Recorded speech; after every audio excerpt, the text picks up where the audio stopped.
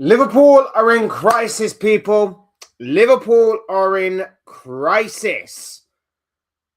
January the 26th, 2026. Liverpool Football Club, several months after winning the Premier League, several months after going out on a major spending spree in the summer, are in a crisis. A crisis that has plenty of causes, plenty of problems, plenty of issues. But no matter at what issue you look at, the root cause, the common factor, the common thread in all of those issues is the manager. In my opinion, Arne Slot, the major reason as to why Liverpool have not been playing well this season, why Liverpool have been poor, why Liverpool have been suffering this season, and why Liverpool are not closer to Arsenal, to the title race, than realistically they should be. And I am sick of the false hope every time we get a good performance and a good win. I am sick of the false starts. I am sick of just this season being such an up and down roller coaster. And now that I look at everything, now that I see Michael Carrick at Man United, now that I see Chelsea under Liam Rossini,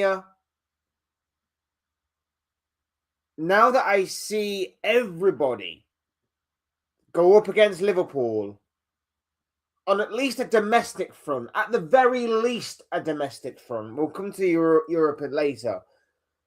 At least on a domestic front, know exactly how to exploit Liverpool's weaknesses.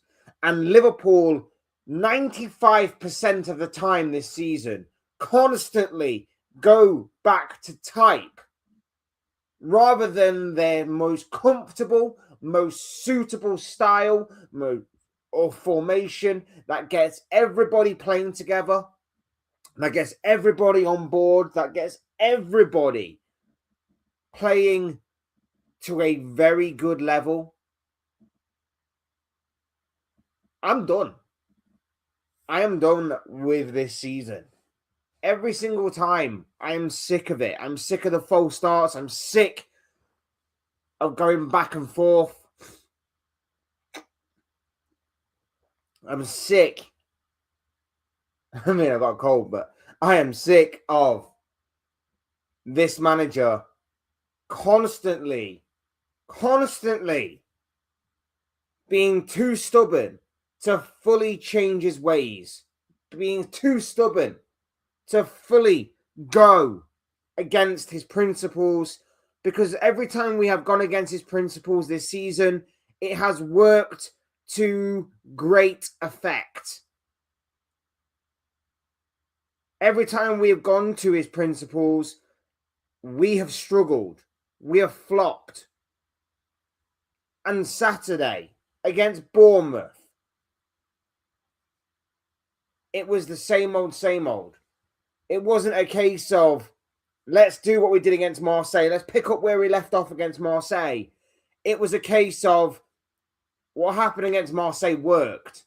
So let's go back and try and do what we've done all season. Let's try and play a possession-based style. This team can't do that.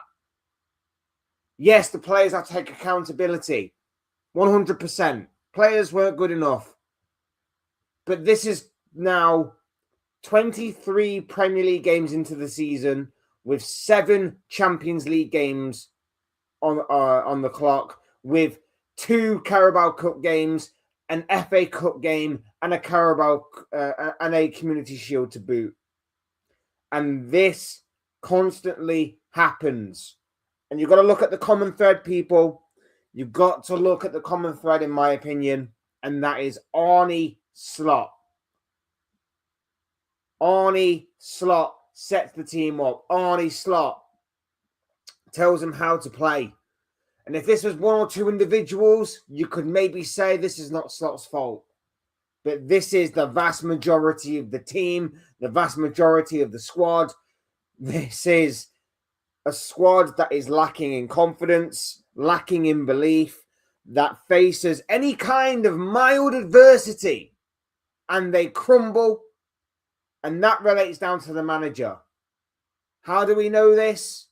Because every time that we faced adversity under Jurgen Klopp, every time that we face adversity or a lacking in confidence, Klopp would manage to get the best out of these players. Klopp would at least manage to get 100% out of these players in terms of work rate. If ever a Jurgen Klopp team was failing, it was always down. Well, not always, but it was 99% of the time down to just the legs going, getting old, maybe just too much of a trust and loyalty to the players. This is down to poor motivation. This is down to lack of man management. This is down to just an appalling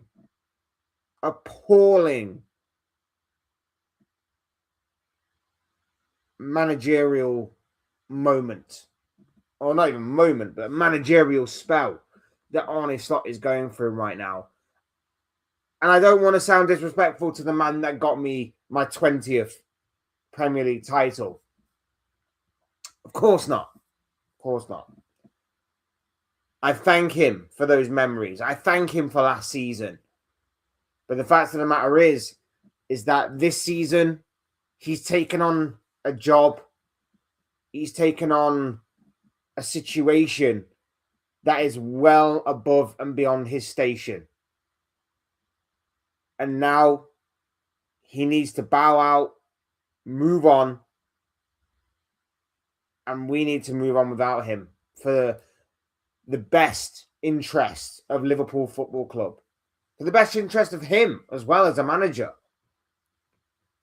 You know, as good as and as amazing as what winning the Premier League is, you still spent 450 odd million on some incredible players this summer, and you can't get them all to play well because it's not the players.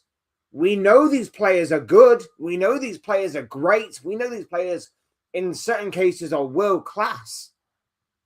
And yet they're not showing it on the pitch. And why aren't they showing it on the pitch? Because they're playing in a style, a situation, a formation sometimes that just does not suit the players.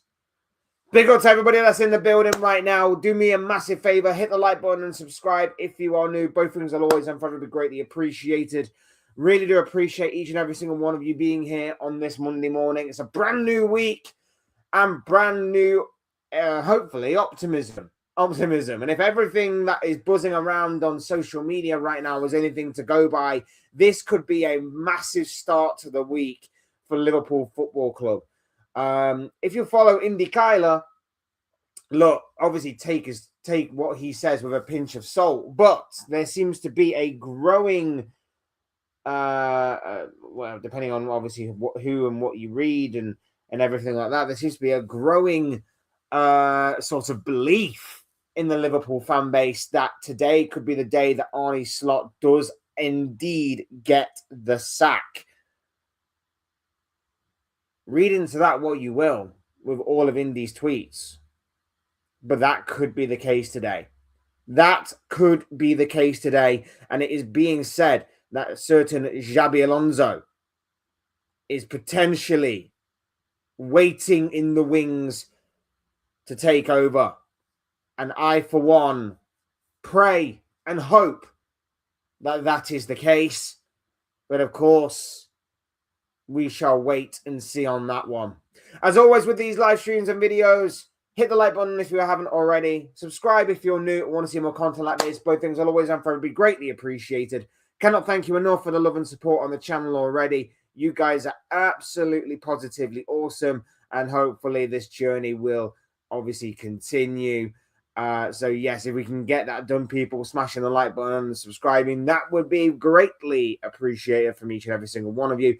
And of course, as always, let me know where you're watching from today. Let me know what you're up to today. Let me know what you are thinking and feeling, all things football-wise, in the chat. Big ups to some of you people. We're going to get to the chat in a second. But yes, all of that good stuff make for great and interesting reading, I'm sure, as well as obviously be greatly appreciated by me. Luca Talks Dons was here earlier. Hope you're doing well, my bro. If you're still here, he says, hi, sack Arteta now. Luca obviously not happy about yesterday's defeat at the hands of Manchester United. I mean, just on that, we'll just quickly touch upon that. I'm glad in a way that United beat Arsenal for the spectacle of the Premier League title race.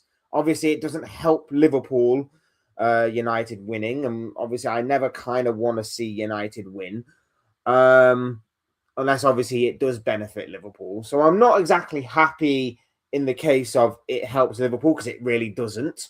Although it does prove that a new manager can sometimes produce different outcomes, different results, and things like that. I think Arsenal are still going to win it. I think yesterday was probably just a bad day at the office. And let's face it, there were two absolute worldies of goals from both Dorgu and Cunha. And the other one was an absolute howler from Zubamendi. So I won't go too far in that direction right now. But obviously, if he does lose it, then I would completely agree with you. But until he completely loses it, you have to stick with Arteta. You're at too much of a delicate and vulnerable point in the season for that kind of call to be made, in my humble opinion.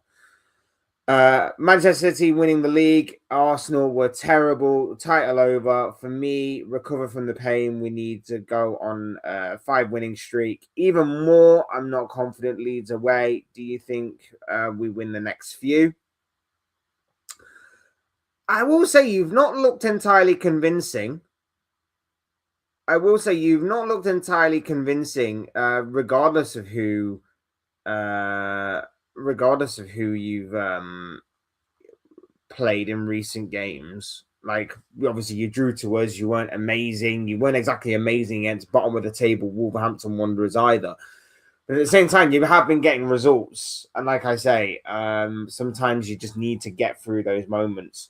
Like I say, I still think I think you've got a favourable run coming up now, so like I say, I think just stick with him. Just don't throw your toys out the pram just yet. But obviously, if more results continue to go against you, then a conversation may be needed. Manchester United ended our home form. Man United have scored 3, and to be honest, first time Arsenal conceded 3 goals at home for 3 years. I think title going to City. That may be more of a reason why you shouldn't be going too much into the paintwork of sack Arteta. Like, the last team to score 3 goals against you was Luton, and you still even won that game, if I remember correctly. You beat them 4-3. So, the home form thing, yeah, I get it. It was just a bad day at the office all around for your players. I just think it was just a one-off game. Liverpool went through them a couple of times last season. We lost at home to Nottingham Forest. These things happen, bro. We still won the title. So, yeah, I wouldn't go too completely extreme right now. I'd hold off a little bit. I really, really would. Big up Dean is in the building. How you doing? Well, my friend. It says, hi, Fletcher. I'm not holding back anymore. I'm embarrassed to call myself a Liverpool supporter, and we have so many players that should leave the club. And our clown of a manager was blaming the wind. Yeah, I mean, Klopp has also been known to blame the wind as well. So I'm not exactly too fond of that, to be honest. But at the same time, look, it was a shocking day. Shocking day at the office for everybody involved again. And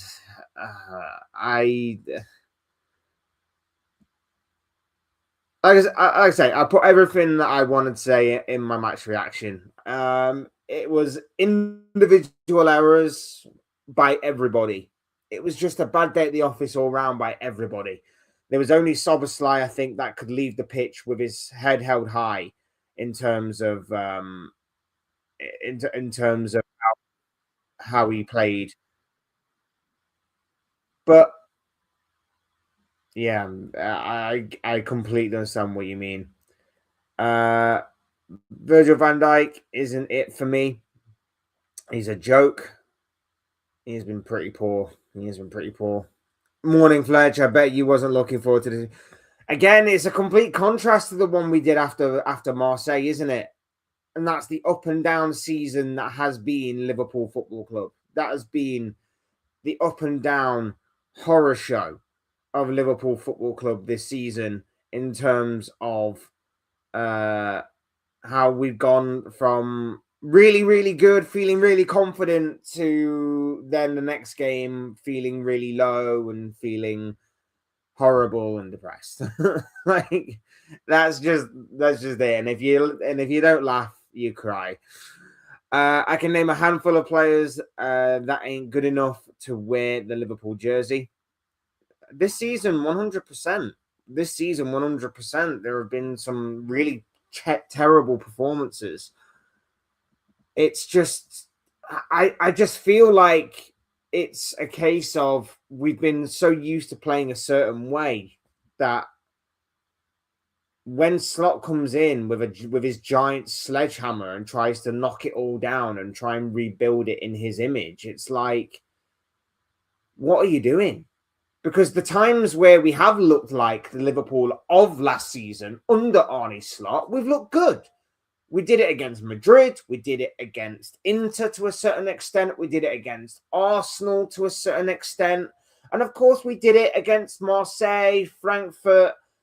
It's when we've tried to play this possession-based football, which we are clearly not equipped to playing, by the way. We're clearly not equipped to playing this possession-based football. But for whatever reason, he wants us to pass teams to death. I think he's actually said that. I think he's actually said he wants us to pass teams to death. Well, we don't. We pass ourselves to death because we bore ourselves. We pass from Van Dijk to Konate, or in this case, Gomez, to goalkeeper, to right back, to centre back, to centre back, to left back, to centre back, to goalkeeper, to centre back, and we pass it from side to side. That's why we have the majority of possession.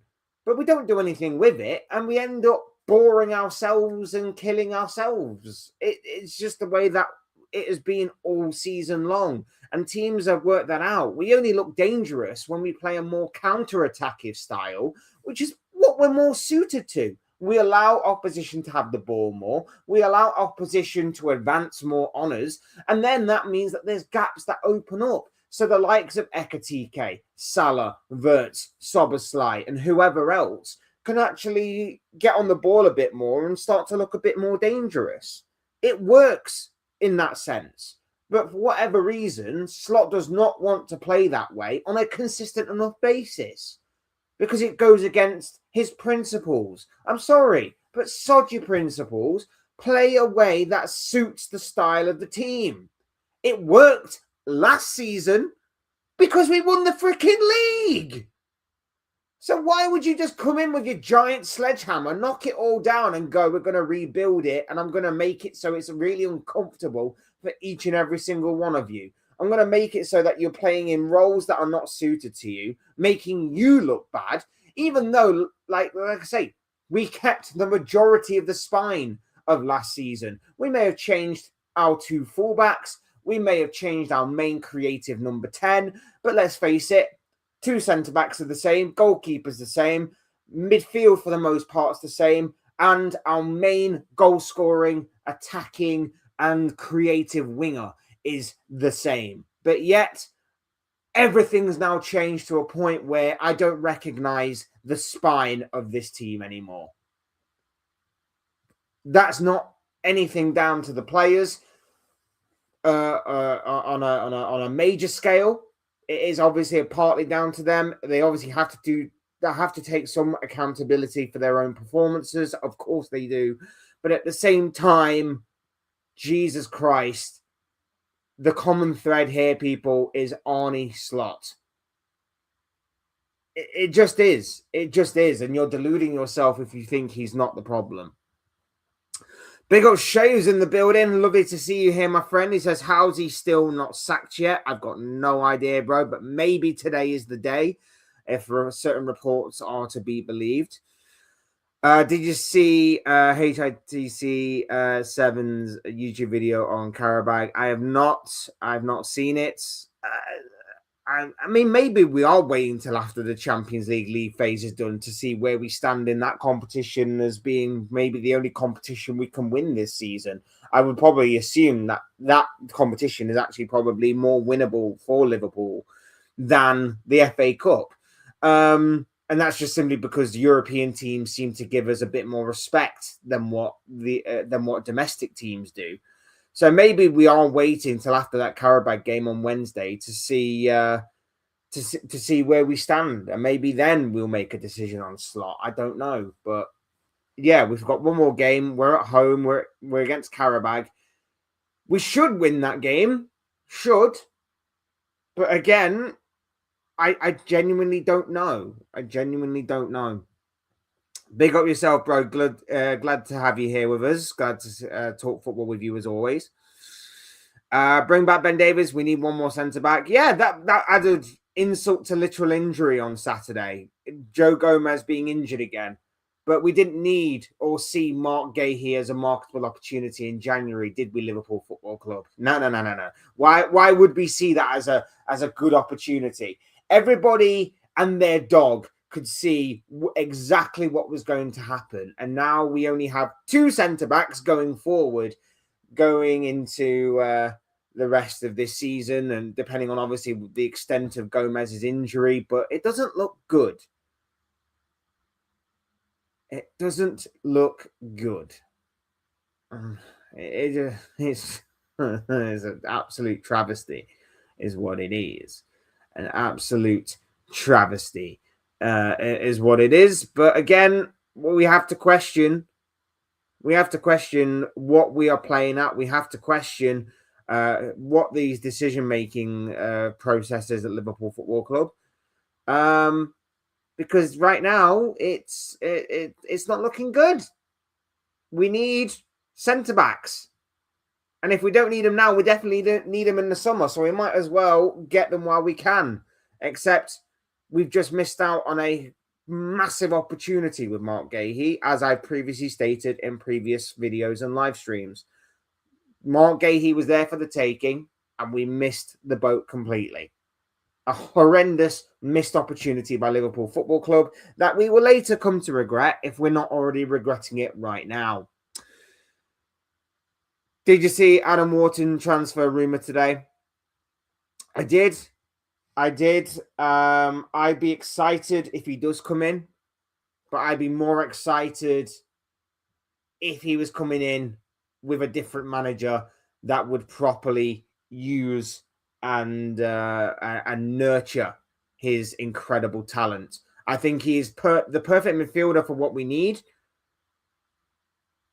But I have, as I've said, all transfer window, and even before the transfer window opening, we could go and get the world's best players in every position. And I still wouldn't trust Slot to know what to do with them, which would make them seem bang average, which would make them seem poor. I don't think signing new players is going to help this situation. The only thing that will help the situation is either plan A, Slot ditches this possession-based style that he seems so arrogantly and ignorantly playing because it suits his principles but doesn't suit the team. Or B, we get rid of Slot and we bring in someone that does connect with the team in a better way than what he's doing right now. I cannot see Crystal Palace selling Adam Wharton this month in January. They're a sinking ship right now. Their manager clearly doesn't want to be there. They've just lost their best defender. Their striker wants to leave, and it seems as though they're facing either the immediate transfer window or the summer transfer window, in which they're going to lose one of their star players in Adam Wharton. So Palace are in serious trouble right now. Like, it's going to be interesting to see what happens with Palace over the next several months. But it's incredible the way that they've nosedived as well. The performances haven't been great. The results haven't been great. But do you want to know who their last win was against, by the way? Let me just double check to see if I've got this right. I believe their last win in all comps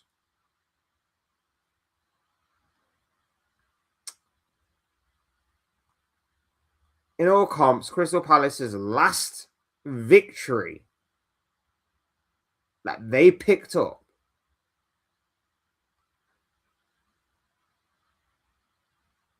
I was against Fulham. I was expecting it to be against us, to be fair. They beat Fulham 2-1 at the beginning of December. I thought it was against us. Okay, that's kind of a mute point now. But yeah, they've not won since the beginning of December. They've been on a poor run. Things have nosedived completely as far as what Oliver Glasner and Crystal Palace are concerned. Slot had his chance to put his stamp on the team, and he failed. Yeah, absolutely. I couldn't agree more. I could not agree more. And last question for now: do you see Andy Robertson leaving? Well, the interesting thing with Andy Robertson is that it seems as though Liverpool have pulled the plug on the Andy Robertson deal, which is interesting. Reports are suggesting it's not completely dead and it could reignite as the closing days of this January window come to an end. But the interesting part obviously is that it seemed like he was going to be going. It seemed like it was going to happen. And it seemed like the contingency plan following Robertson would be to recall Kostas Tsimikas from his loan spell at Roma. Now it hasn't happened. And that has opened the door to the potential that maybe there is some truth to this Arne Slot rumor that is going around, that maybe he could be sacked today. Do I think it will happen? Probably not. I hope to be proven wrong. I hope to get the Ornstein bomber. That is the similar sort of bomber that he dropped when obviously Chelsea parted ways with Enzo Maresca. The same bomber that he dropped when Ruben Amorim and Man United parted ways as well. So I'm hoping we get the Ornstein bomber today.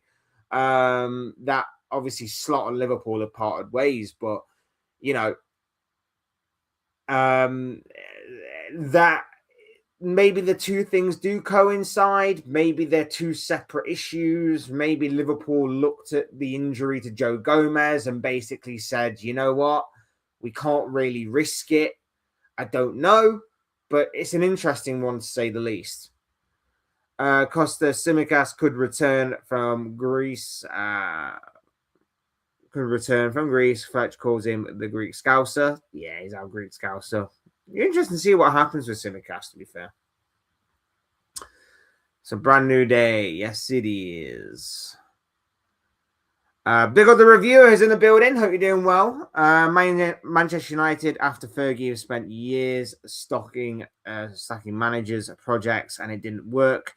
Same with Wenger. Arsenal have won nothing. Let's not panic. The thing is, no Liverpool manager has ever had this much amount of money spent in one window. No Liverpool manager has ever had this amount of ambition thrown behind them. And it's proven to be a complete failure so far. You can't be this amount of points behind the league leaders. And you want to know the frustrating part about it? If we'd have turned some of these draws that we picked up in this underwhelming, uninspiring, unbeaten run into wins, we could be a lot closer to Arsenal than what we are right now. You know, if we'd have picked up wins against the likes of the newly promoted sides, for example, That's 8 points. That's 8 more points in those 4 games that we played. Burnley at home, Sunderland at home, Leeds at home, and Leeds away. 8 more points, not to mention when we drew to the likes of Fulham.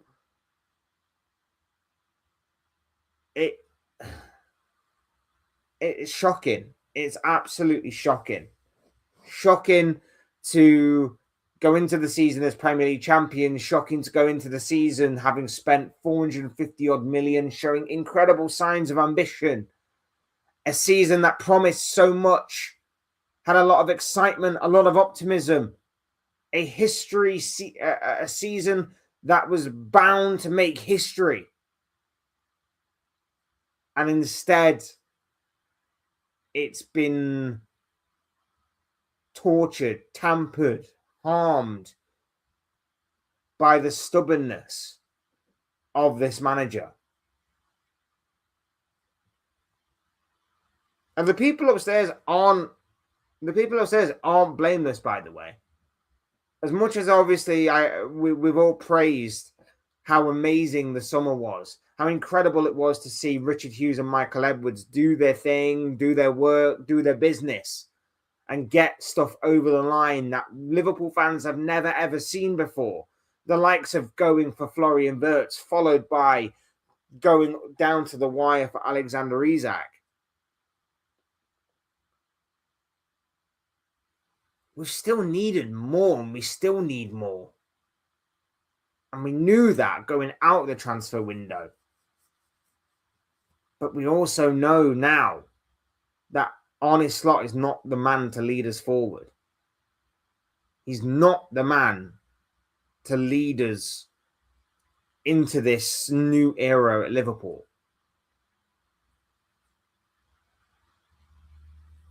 He just isn't, unfortunately. He's a manager that can punch up. He's a manager that can overachieve, as proven last season. But he's not a manager that can punch down. He's not a manager that can handle the level and weight of expectation that comes with the territory of being the champions, of being the biggest spenders in the transfer window. He's just not that guy. He's just not that manager. Indikaila Tsimikas could return. Yeah, a lot of people are running with that story. Depending on how the Robertson situation works out. The reviewer, Liverpool cannot do the Dortmund mistake, which is repeatedly bringing in a new manager. If it becomes a one-off here and there, is not bad, considering that we stuck with Klopp for 9 years. I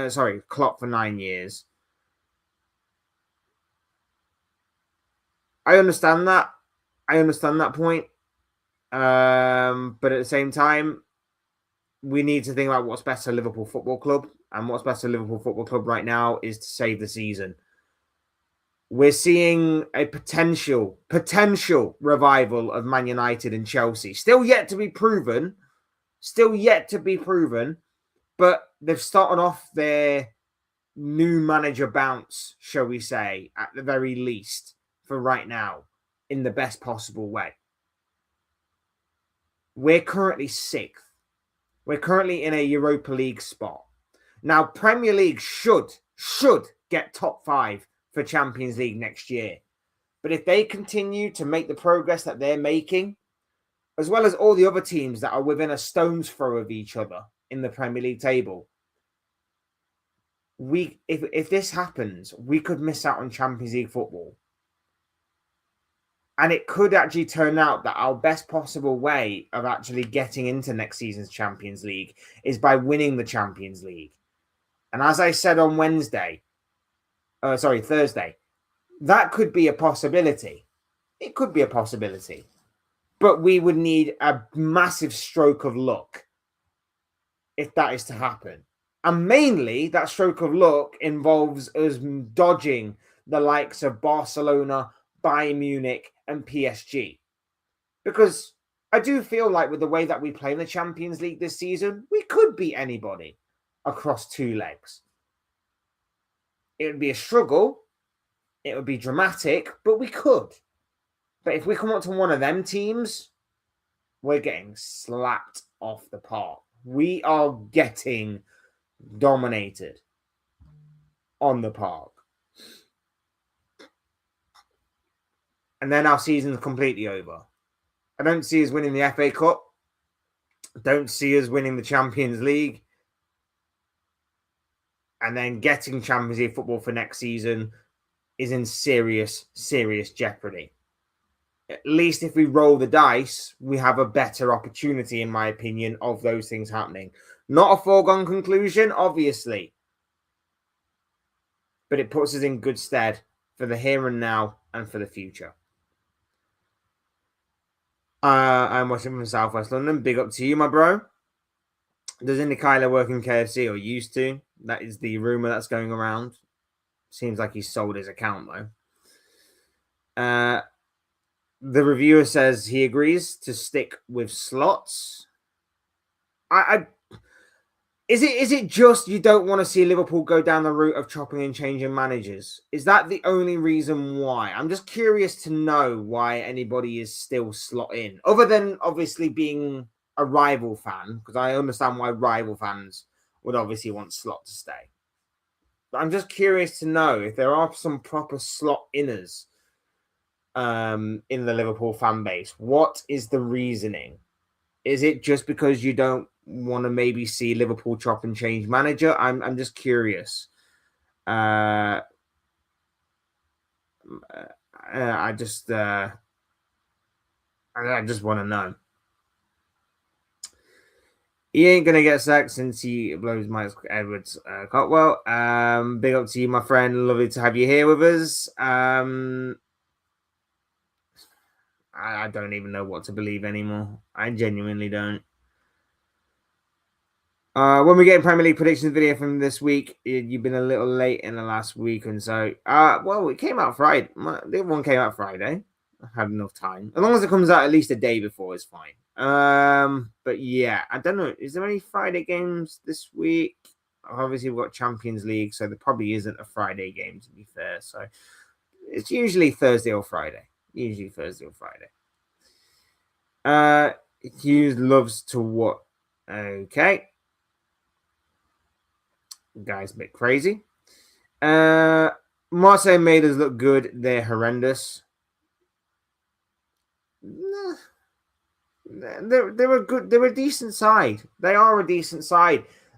Look, I don't go down the route of Marseille made us look good. I think De Zerbi is a very good coach. Plays some good football. They look good. I just think on the day we just had a system that suited us. Everybody that played against Marseille looked comfortable. Everybody that played against Bournemouth looked uncomfortable. And it was a different style on both days. It was a different approach on both days. We can't be having that. You can't be going from one style to the next. It's why we looked good against Real Madrid, but then decided to look poor against Man City because, again, different style for one game, a completely different style for the other. Like, I wouldn't say Marseille made us look good. I would say that we played that game to perfection, but it was because we had a style that suited everybody. It was a style that suited the team. It was a style that made everybody look comfortable in their positions, in their roles, and everybody carried the game plan out to perfection. Why? Because it suited the team. It suited the individuals and it suited them as a team. It's just the way that I see it. It looks like Robbo is leaving. Like I say, reports today seemingly suggest that Liverpool have pulled the plug on it. Why that is the case, I don't know. I guess it might have something to do with the Joe Gomez injury. It might have something to do with the rumors surrounding Arne Slot. I don't know 100% for sure. But like I say, Robertson leaving,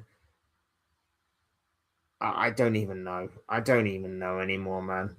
I really, really don't. Big up teaching every single one of you that's in the building. Smash a like on the button. Smash a like on the button. Smash a like on the video if you haven't already. And obviously, subscribe if you're new. Both things are always and very greatly appreciated. Good to have so many of you here so far on this Monday morning. Big up to each and every single one of you. Hope you're doing well.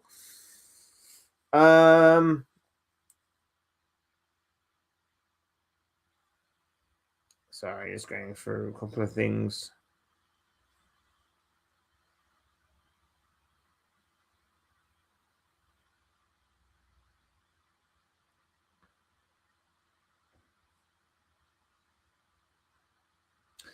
Like I say, I'm kind of expecting or anticipating the Ornstein bomber at some point. I kind of am, but I'm kind of not at the same time.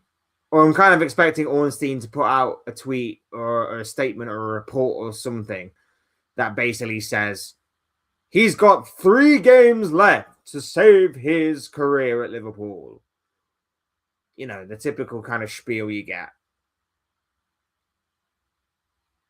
So, we shall see. Not only does Slot not connect to the team, he doesn't connect with the fans. Some of his press conferences. Last season, he spoke so well. Last season, he was saying all the right things, doing all the right things. It's like he's gone to Ibiza and has got replaced by an Ibiza, some bold guy from Ibiza that also speaks a bit Dutch. Like, the guy went to Ibiza and came back completely different. What's all that about? The guy is completely different to last season. Last season, he had a tactical brain. Last season, he was saying and doing all the right things. And this season, he's come back. His tactical brain's in the bin. He's saying some of the most random things in press conferences. PSG has broke this man. PSG, either that or PSG is completely broken because he can't help but talk about PSG in every single press conference ever. And he tries to play like PSG. The only problem is that we don't have a team that can play the PSG style. It's abysmal. It's abysmal all across the pitch, everywhere. Big up Nems is in the building. Hope you're doing well, my friend. Lovely to have you here with us. Says Hughes and Edwards need to grow a pair. Couldn't agree more, my bro. Could not agree more. Big up Gerson. Hope you're doing well, my friend. Says good morning, mate. If you haven't won the first 5 games in stoppage time and got draws, our points tally would be in 26. Realistically, it's disastrous. It is. I mean, our current league position is disastrous. The way that obviously Chelsea and Man United are above us is disastrous. And Villa being above us is disastrous. Everybody being above us is disastrous right now. Like, everything about this season, there's not a single thing this season that is positive. I can't think of any. I really can't think of any. Our 2 best players this season have been Szoboszlai and Ekitike. That's it. That is it. And one of those players was meant to be was not even meant to be in the starting 11 because no one had him in our starting 11 when the season kicked off. Why? Because we bought players in positions that would upgrade on Szoboszlai, and yet Szoboszlai's been our best player this season. That just shows you how in the mud we are. And that's not a knock against Szoboszlai. I absolutely love and adore the man. And I knew and I said at the beginning of the season that maybe he shouldn't be starting for us immediately, but he does have a role. He does have a position in this team, and you can always play him in certain positions, certain places, and against certain teams. But Jesus Christ, the way that man has stepped up this season has been nothing short of exceptional. Him and Ekatike, like I say, have been the only two, in my opinion, that can at least leave this season with their heads held high. Morning, my man. Big up to you, Tony. Hope you're doing well, my bro. Lovely to have you here with us. He says, FSG need to end this nonsense with Slot. We could be missing out on Champions League. This is the big thing, my man. This is the big thing, my man. Like, let's just have silverware aside. Silverware aside, we could also be missing out on Champions League for next season. That should be alarm bells. That should be alarm bells ringing off the hook, bruv. Like, that's not only a competition that Liverpool definitely need to be in every year, but that's also a lot of money that is going down the drain. And especially after spending so much last season, that obviously needs to be, reinvested in the club somehow. And the way to do that is by obtaining Champions League football where the money is. And right now, I'd say we're even probably going to be struggling to get Europa League. I definitely don't want to be playing Conference League football next season. I don't want to be going out to Romania and all of these other, far out and non these less reputable clubs and countries in European football to play Europa Conference League. But yet that could happen. I'd rather miss out on all competitions in general. We mocked Chelsea a couple of years ago. Last year for winning the competition. I said that obviously you have to beat what's in front of you. You have to make the most of a bad situation. But at the same time, in saying that, Liverpool should be winning that competition, and anything less than that is absolute failure. We could make history. Fantastic. Great. But at the same time, in saying that, I couldn't care less, because it's not the competition you grow up dreaming of winning. And we may not even get that. We may not even get that if things continue to spiral as much as they are right now. Marseille were wide open and wasteful in attack. I don't rate De Zerbi at all. I think again they were wide open because we allowed them to have a large, a larger amount of possession than what we give most teams this season. But we also were quite dangerous on the counter attack, which obviously suited our strengths, and we can make anybody look bad on our day when we have got our counter-attacking game on point. As far as them being wasteful in front of goal, I don't really remember them creating too many good opportunities. I think they had one good chance for Aubameyang very late on. Other than that, there was a couple of long-ranged efforts. I think Greenwood may have had a decent opportunity. I don't really remember them having too many good opportunities, to be honest with you, bro.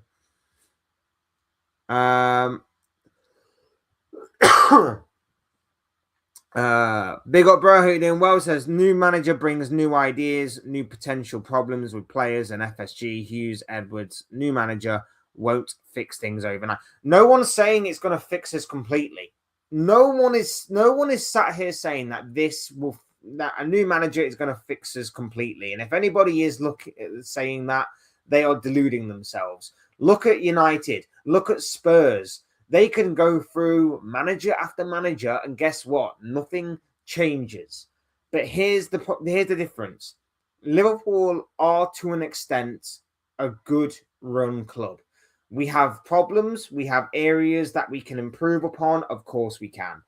But a new manager will at least fix problems on the pitch. Off the pitch, Hughes and Edwards 100% need to get their act together. There are certain things that obviously need to change off the pitch. But it doesn't seem like everybody is singing off the same hymn sheet. And I just think a new manager is going to get things done on the pitch properly. I think off the pitch, things can then start to improve.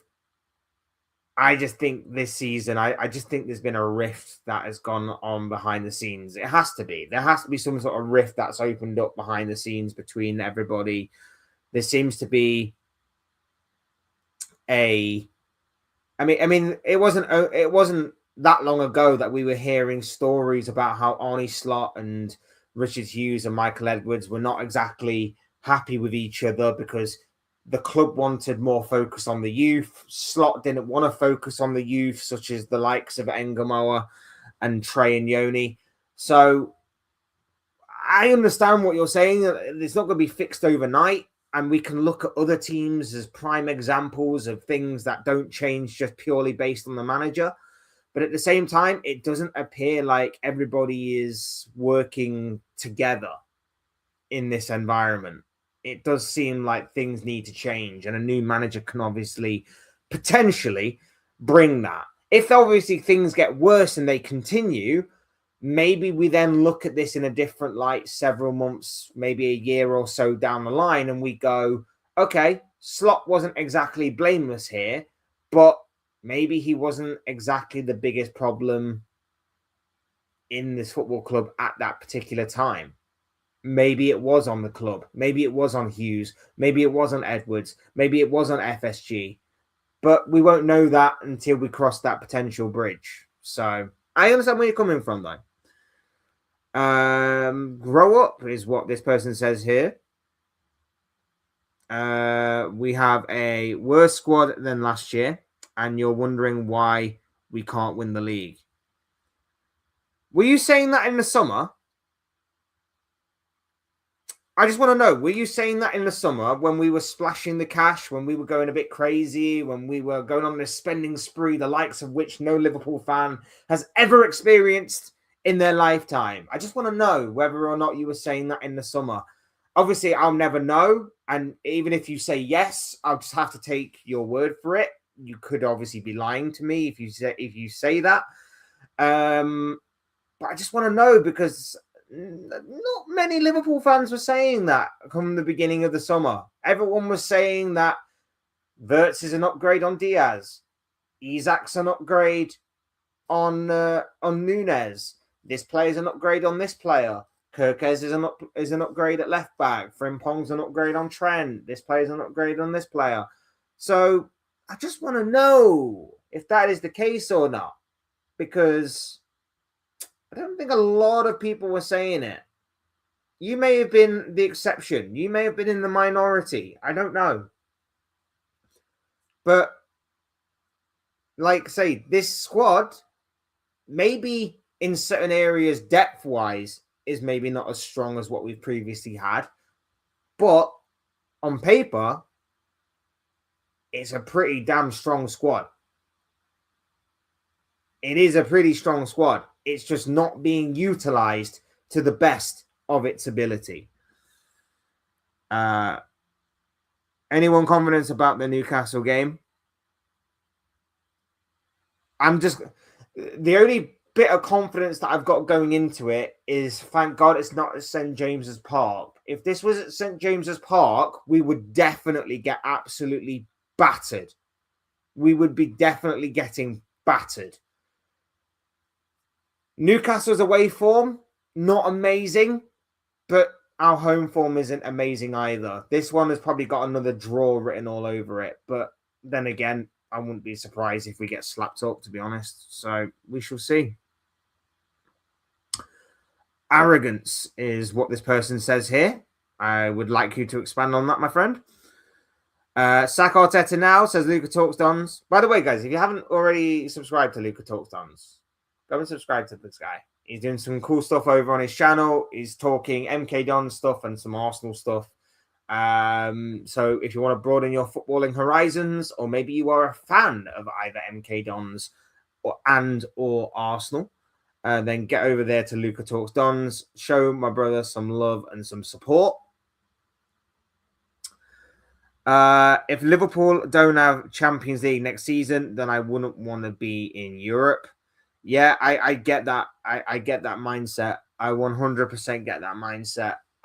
It was painful a couple of years ago when we were in the Europa League and we embarrassed ourselves by not winning it. Atalanta struck. But yeah, I 100% get where you're coming from. I 100% get where you're coming from. If it's not Champions League, it's no European football for us. And I'm with you on that, bro. I'm completely with you on that in terms of it has to be the pinnacle. It has to be the pinnacle. And again, it's going to be embarrassing because you spend 450 million as Premier League defending champions to only obtain Europa League football for next year. Okay, cool. Nice one. Good job, everyone. Good process. Good job. Whoa, Titan Rowan, long time no see, buddy. How you doing, big man? Says, hey man, long time no see. How you doing? I'm good, bro. I'm good. How you? Well, my club aside, yeah, I'm doing good, man. I hope you're doing well too. I hope you've been well. Like I say, long time no see. What a time in the Premier League. It is interesting. It's interesting, and it's not interesting at the same time. Like I put out a video last week about how I think the Premier League's got a bit boring. On the pitch, at least, it's boring. I think off the pitch, it does throw some intriguing scenarios and stuff. But yeah, it's an interesting one. I really enjoyed the Arsenal tears yesterday. What a game by United. Yeah, it was. I mean, you scored 2 worldies and got gifted a goal. Not to dampen the game down or anything. Not to dampen the game down, but that's obviously how it played out. But no, like I say, you were deserving of it. I felt for Arsenal like that kind of result was coming. I felt for a while that result was coming. Here's what annoyed me though about it. I've had Mikel Merino in my fantasy team for God knows how for the past several weeks. Since I put him in, since I put Merino in, he's been on the bench. He's been on the bench constantly and consistently. For City. He's been constantly and consistently on the bench for City ever since I put that guy in. And then the one time I put him on my bench, he scores. This is why I hate FPL so much. It is so frustrating. It's both amazing and frustrating at the same time. But the one time I put in Merino is the one. The time I put in Merino, Arteta takes him out of being a striker, puts him on the bench, and then the one time that I put the guy on the bench, he scores. He scores. I also used my bench boost last week. And got me like 6 points or whatever the hell it was. This week on my bench, I have 18 points. I have 18 points on my bench this week because Anderson got me 8, Merino got me 7, and the other 2 got me 3 points apiece between them. Like, so frustrating FPL. So frustrating that Merino actually scored. He's on my bench. That was annoying. Anderson was on my bench. There were players on my starting 11 that didn't get me any points. I should have used my bench boost this week. I used it in the wrong week. I'm so frustrated with FPL. But yes, back to the actual game at hand. Yeah, I feel like the result was long coming for Arsenal. I did feel like they ran their luck at times. I feel like this may be the kick up the backside that they need to maybe refocus and to not lose sight and get ahead of themselves a little too much. But at the same time, I do hope that this is the beginning of their downfall because it did seem like they were so frustrated. I saw a lot of Arsenal fans online claiming that the Maguire handball was a genuine handball. It's amazing that they can definitely see that was handball, but yet the Martin Odegaard one of like a couple of years ago, definitely not a handball, apparently, according to them. But yeah, like I say, taking nothing away from United, fantastic result. The problem with United now, though, is that I think you've got a run of favourable games coming up. I'm sure you've got like West Ham, Fulham, Leeds, or some teams like that anyway. Much more favourable games than Man City and Arsenal. The problem with the problem with United now is not going to be those games. Those games against City and Arsenal and stuff. We know that United can get motivated for those games, even under Ruben Amorim. As poor as what you may have been, you get motivated for those games regardless because you're Manchester United. There's a history there. There's a rivalry there. Whatever.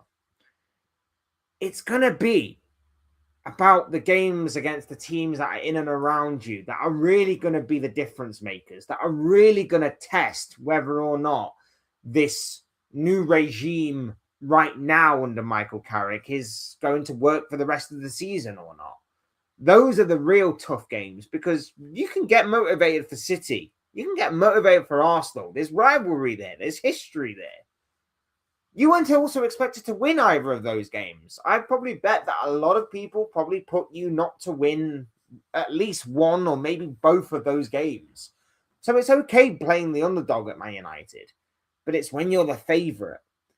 It's when you face those tricky games against the Fulhams, your Brentfords, your West Hams, your Brightons, all of those kinds of games that really will test.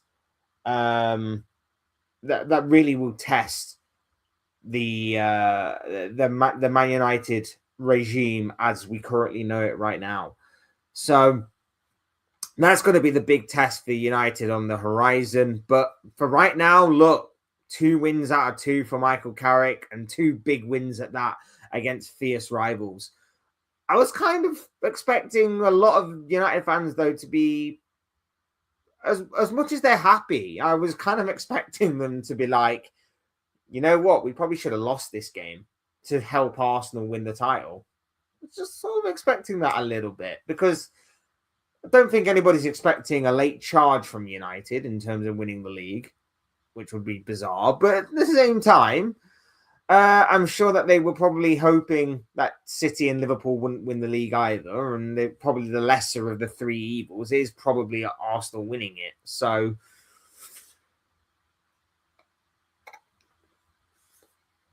like I say, it's an intriguing one. It's an intriguing one, to say the least. Last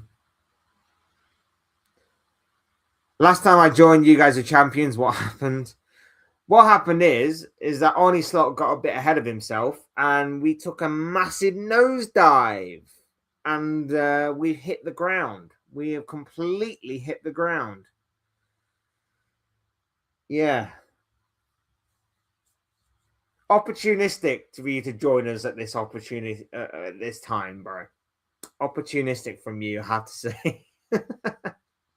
No, always good to see you, my man. Always good to have you here.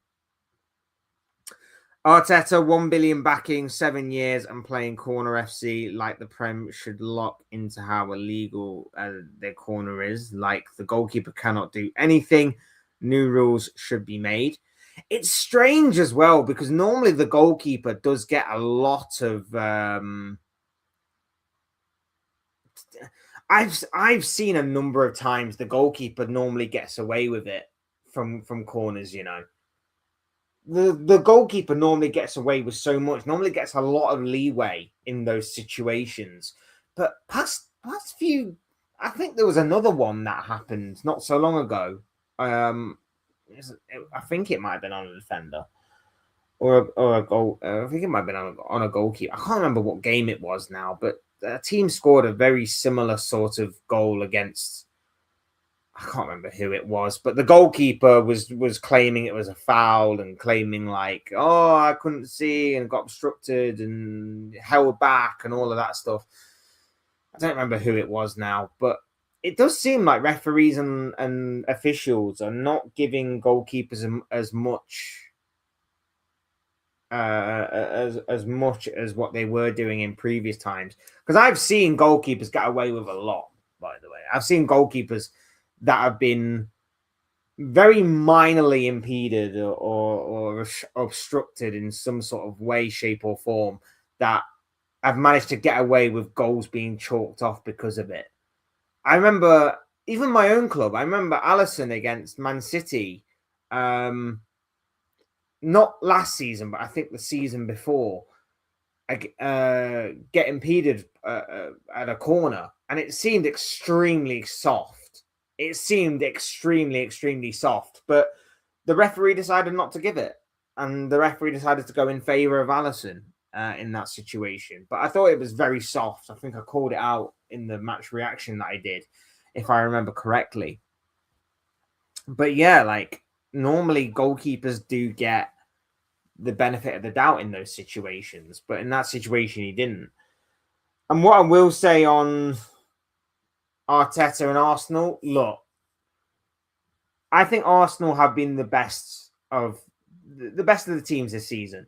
And I don't give any credence or any credibility to this notion that they will be weak champions or they're undeserving of it. They've found ways to win. There is more than one way to win a football match. There is more than there are a number of ways to exploit and to make your own advantage in the world of football.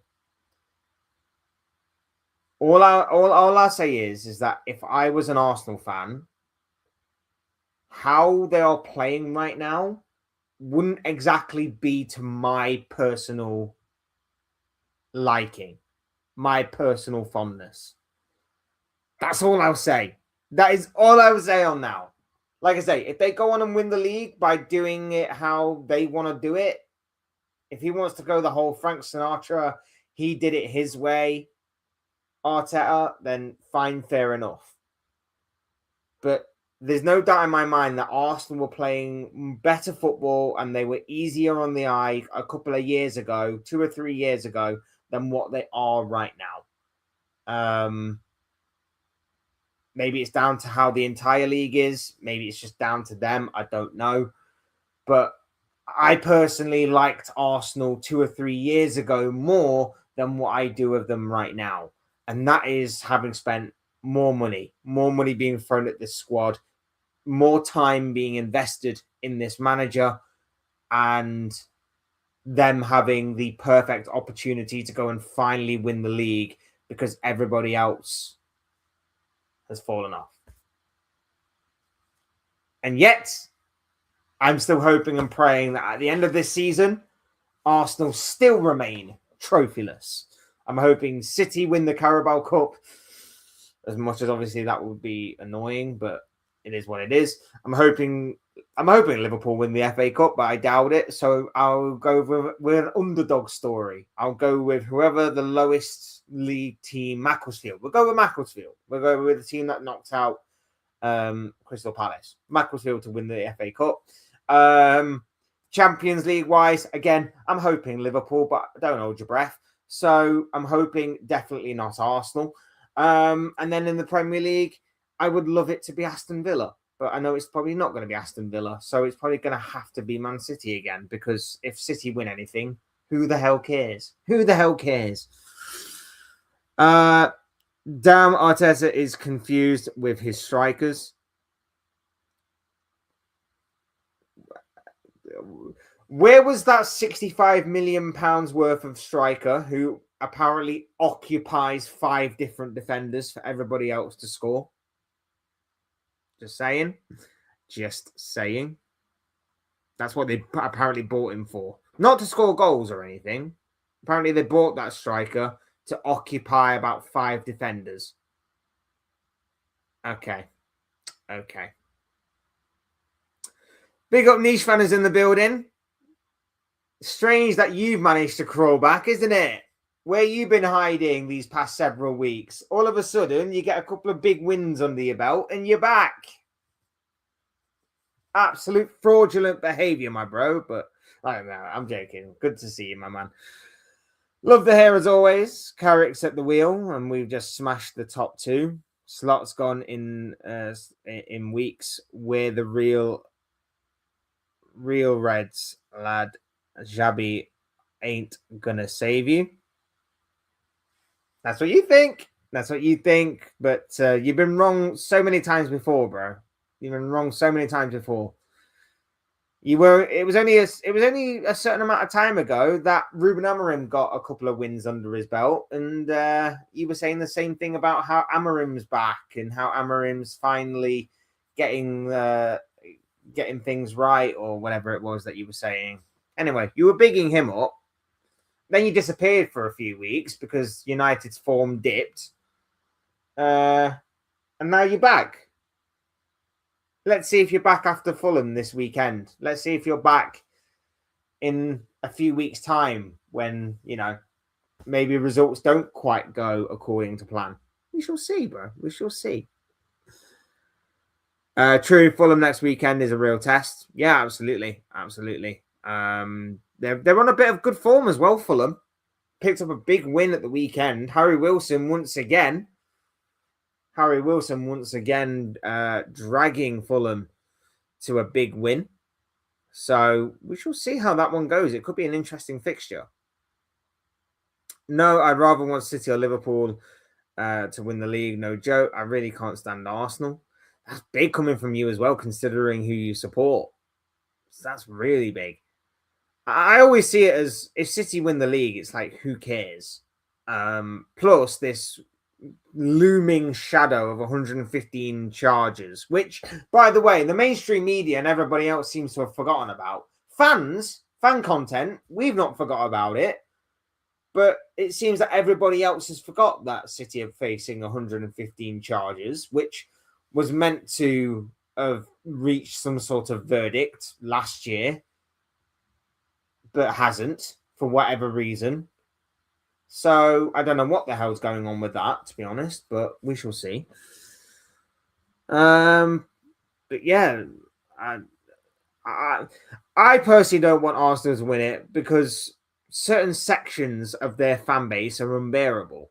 Certain sections of their fan base are loud right now, putting some of their players in conversations that I don't personally believe they belong in.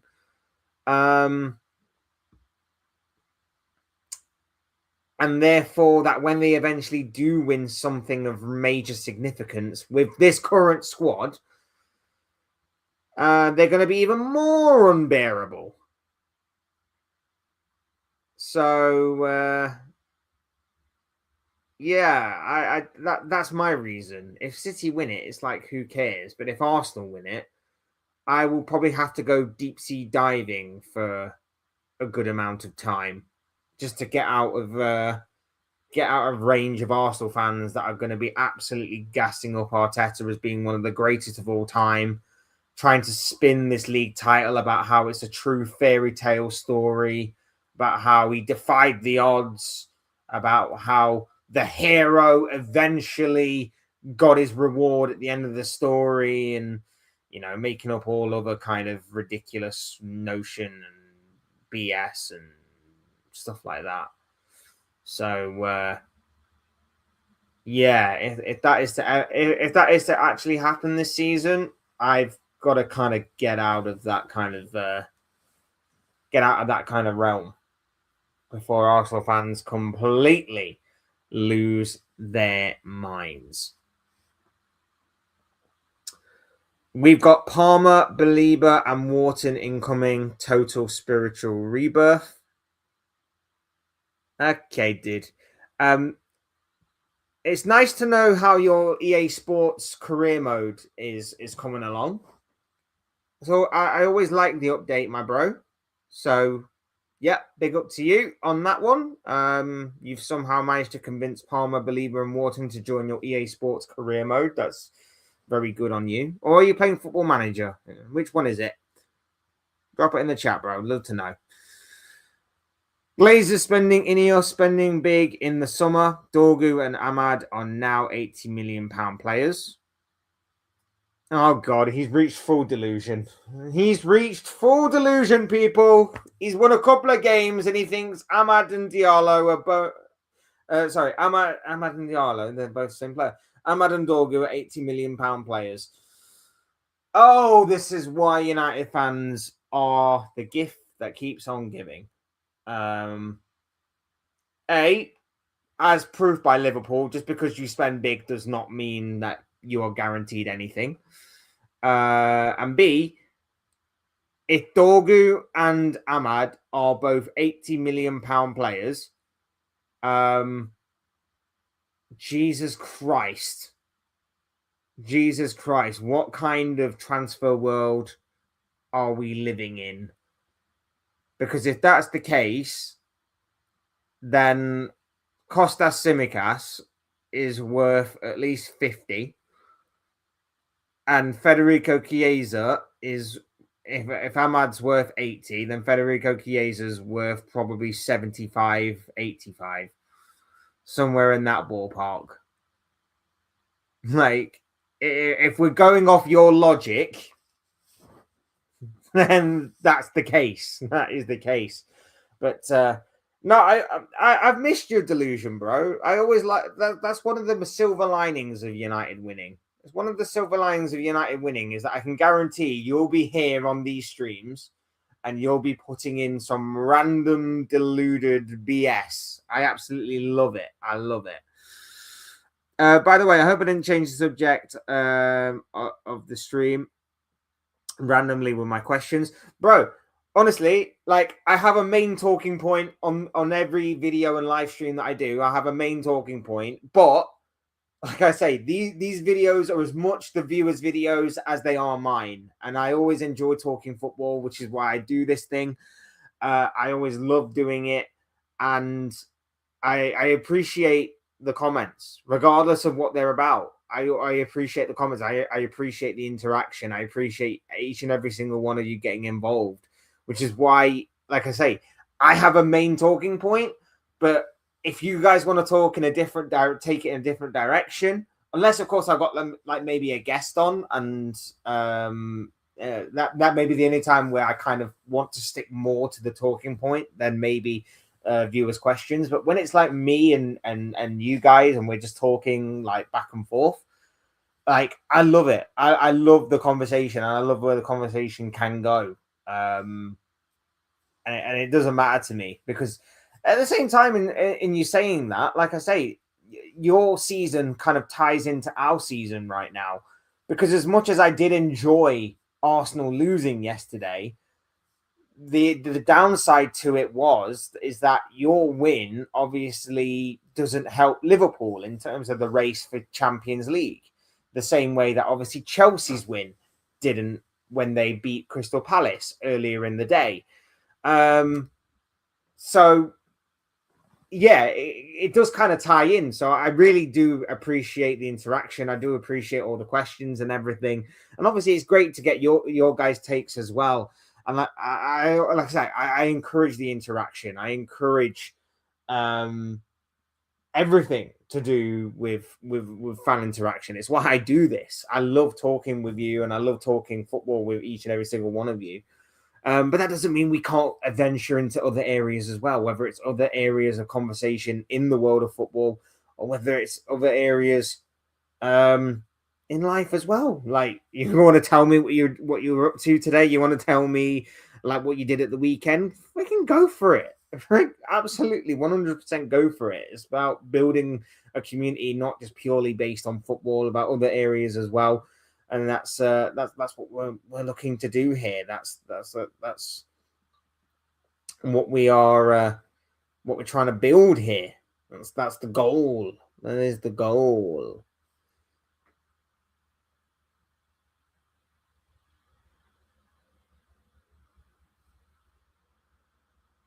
I'm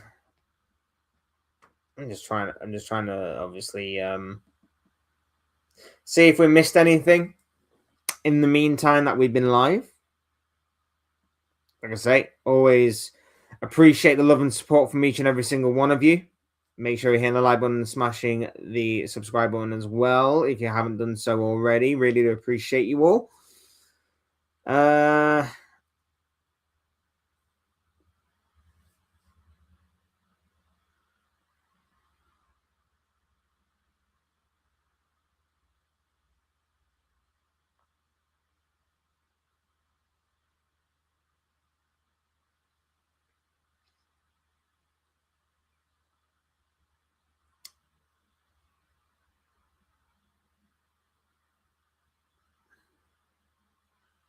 So I was just rereading what Indy Kyler put last night, just in case there is an element of truth to what he has said. And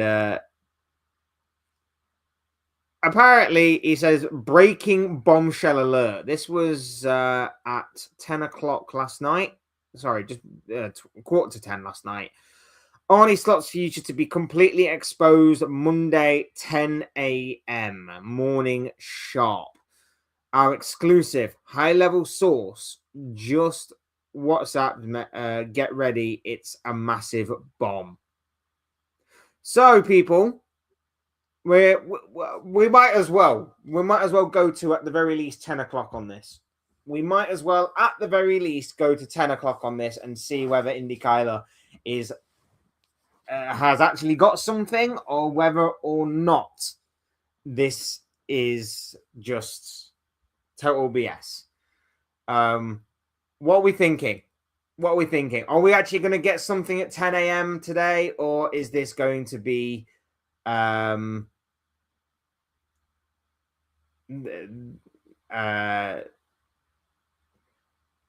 is this going to be just one of those things where it's like he remains the backing of the board? He's got 3 games to save his career, though. Is it going to be one of those ones, or is it going to be he's completely gone? Because I'm obviously hoping for the latter on that, but we shall see.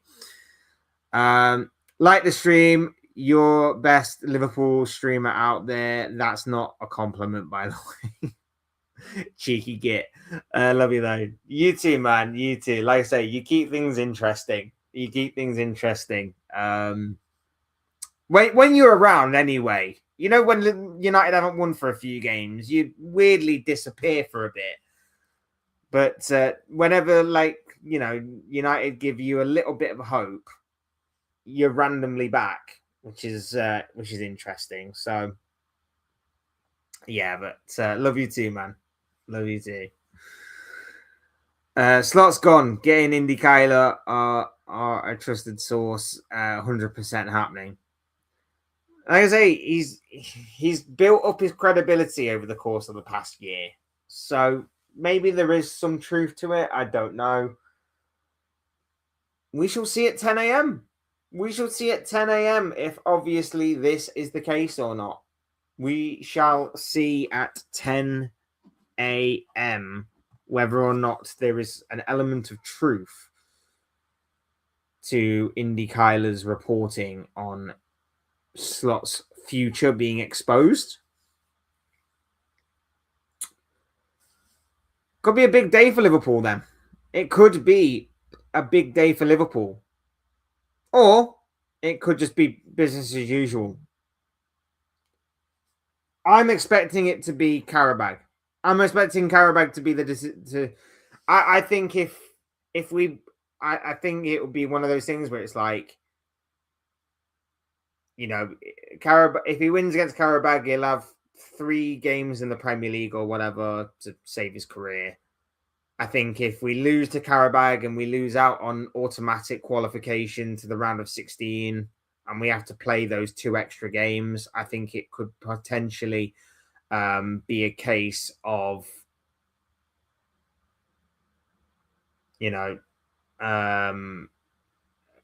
that way he might be gone.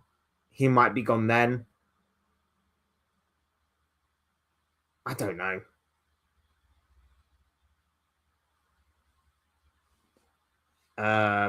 But yeah, I'm intrigued by this. I'm gonna say that there might be some sort of update, but I don't think it will necessarily be. I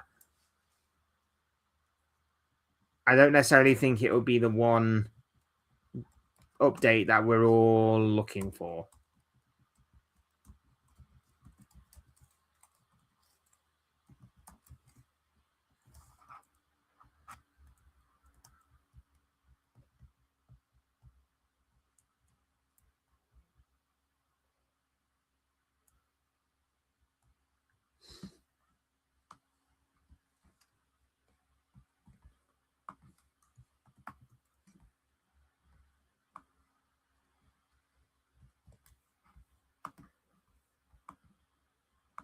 just sort that up. There you go. Even better.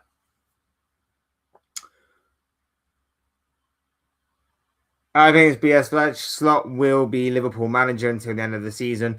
I'm thinking that too, to be honest, or at the very least until our season comes to a very, very disappointing end in terms of we get knocked out of the FA Cup, we get knocked out of the Champions League, and qualifying for Champions League football for next season looks like it's probably not going to happen. Like, if those three things happen, then Slot will go, but I do think it will be one of those things where it's going to be... The frustrating thing for me is going to be at the end of the season who we bring in, if that is the case. Let's say Slot makes it to the end of the season, but then we get Alonso.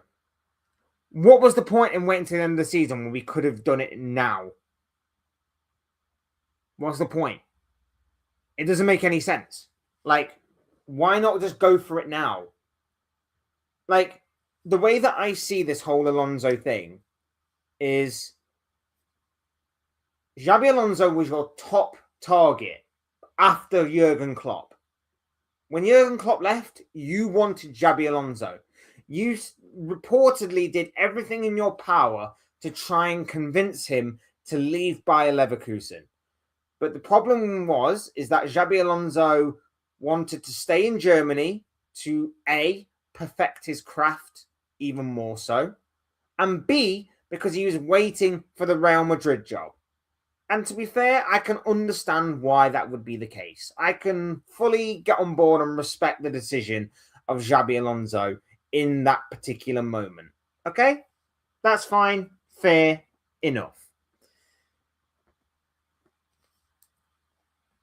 What I don't get is why, since then, there have been a number of reports suggesting that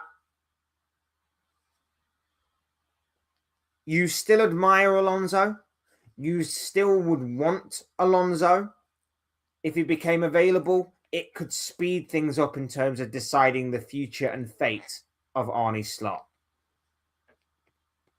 And yet he has been available now. How long was he sacked? Like 2 or 3 weeks? It was something like 2 or 3 weeks, wasn't it? He's been now out of a job for 2 or 3 weeks. And I know that Liverpool have been on an unbeaten streak. But if anybody at that football club had eyes, they would know that it is one of the most underwhelming, uninspiring, and one of the most dullest and most boring unbeaten streaks we have seen in football ever. Ever. The performances have been dreadful. The results, whilst we haven't lost, have still been pretty poor. And then obviously we go and lose to Bournemouth anyway. But they were poor. You can't be drawing at home to the 3 newly promoted sides in quick succession. You can't be drawing to Leeds after being 2 goals ahead of them. Like, dreadful performances right the way across the pitch. Alonso is there for the taking. Alonso is literally going, I want to remain professional here. I want to remain professional.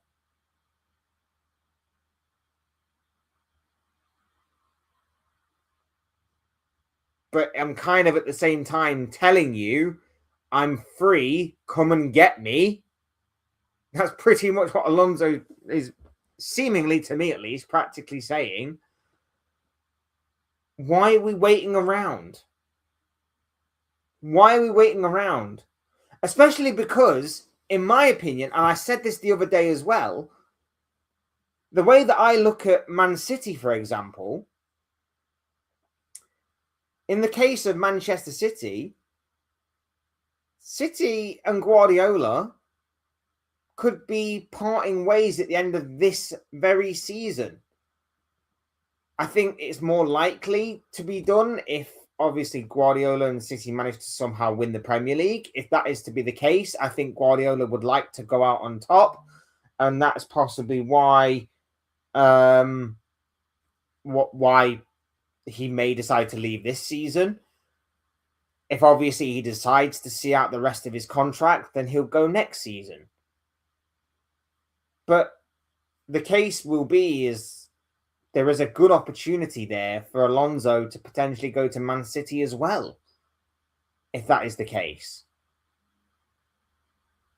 And then we really would have missed the boat. We really would have gone and shot ourselves in the foot because we decided to sit on our hands like we normally do in these situations. I'm fuming at the fact that we've done that with a centre-back. I'm fuming at the fact that we didn't learn from our mistakes of a few years ago, where we ended the January transfer window with no fit centre-backs that were recognisable in the Liverpool team, and we had to go out and buy Ben Davies for 2 million from, was it Preston? I think it was Preston, wasn't it? From Preston, and then sign Ozan Kabak on loan. On loan, Ozan Kabak. We've not learned from that. If it comes out today at some point that Konate and Van Dijk have got injured in training because they decided to clatter into each other, we're screwed. We're screwed in that regard. But our club decides consistently and constantly to wait. And sometimes that does work. I'm not going to lie to you. Sometimes waiting does work. Waiting for Van Dijk, for example, worked in the long run. But that was because, again, we were on the trajectory going up rather than trying to maintain our position at the top. You can't wait when you're at the top, because if you wait, the only place to go is down. We can't afford to wait anymore. We can't afford to wait on players. We certainly can't afford to wait on managers when they are presented to us on a silver platter like this. Because I've said this time and time again, the only manager that I would take over Xabi Alonso would be Luis Enrique. If you can promise me Luis Enrique in the summer, I will gladly hold on to Arne Slot, because I know that there is a light at the end of the tunnel. I know that, well, I am firmly of the belief that Luis Enrique would lead Liverpool to glory, lead Liverpool to incredible triumphs. He's the only manager that I would take in this moment of time over Xabi Alonso. I think Alonso could be the next big thing. I think Alonso could be incredible for the next 5, 6, 7, 8, 9, 10 years or whatever at Liverpool Football Club. I think he would be Jurgen Klopp-esque in terms of that longevity. But Luis Enrique would be amazing to see. He would be absolutely incredible to witness at Liverpool Football Club. I would love to take Luis Enrique. But the problem is that Enrique's contract runs out in 2027, even though there is talk that maybe he might decide to quit a year early. There's no guarantee of that. So there's no guarantee that we will get him in the summer anyway. And because of that, I don't know what the managerial market is going to look like in the summer, because obviously there's a World Cup year coming up, and normally the managerial merry-go-round does get impacted a lot by international tournaments. There has been talk in the past of Julian Nagelsmann. I would put him the third choice of the three. If you're ranking Luis Enrique, Xabi Alonso, Julian Nagelsmann, I would go Enrique at the bottom, Alonso second, Enrique up top. But like I say, there's no guarantee that that's going to be the case. At least with Alonso in the here and now, we've got a free run at him. We've got a free run at him right now. If we pull the trigger and if we sack Arne Slot.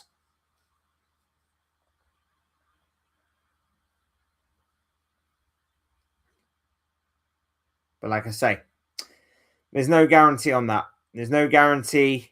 There's no Nostradamus or psychic training.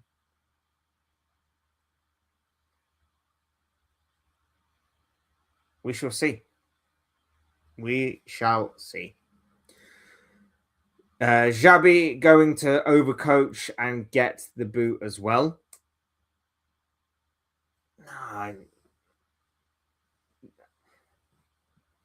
Did you not see him at Real Madrid?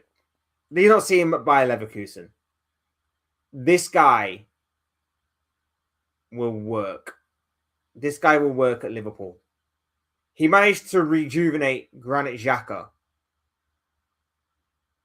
into being a quality midfielder. Quality midfielder. He managed to rejuvenate him at Bayer Leverkusen.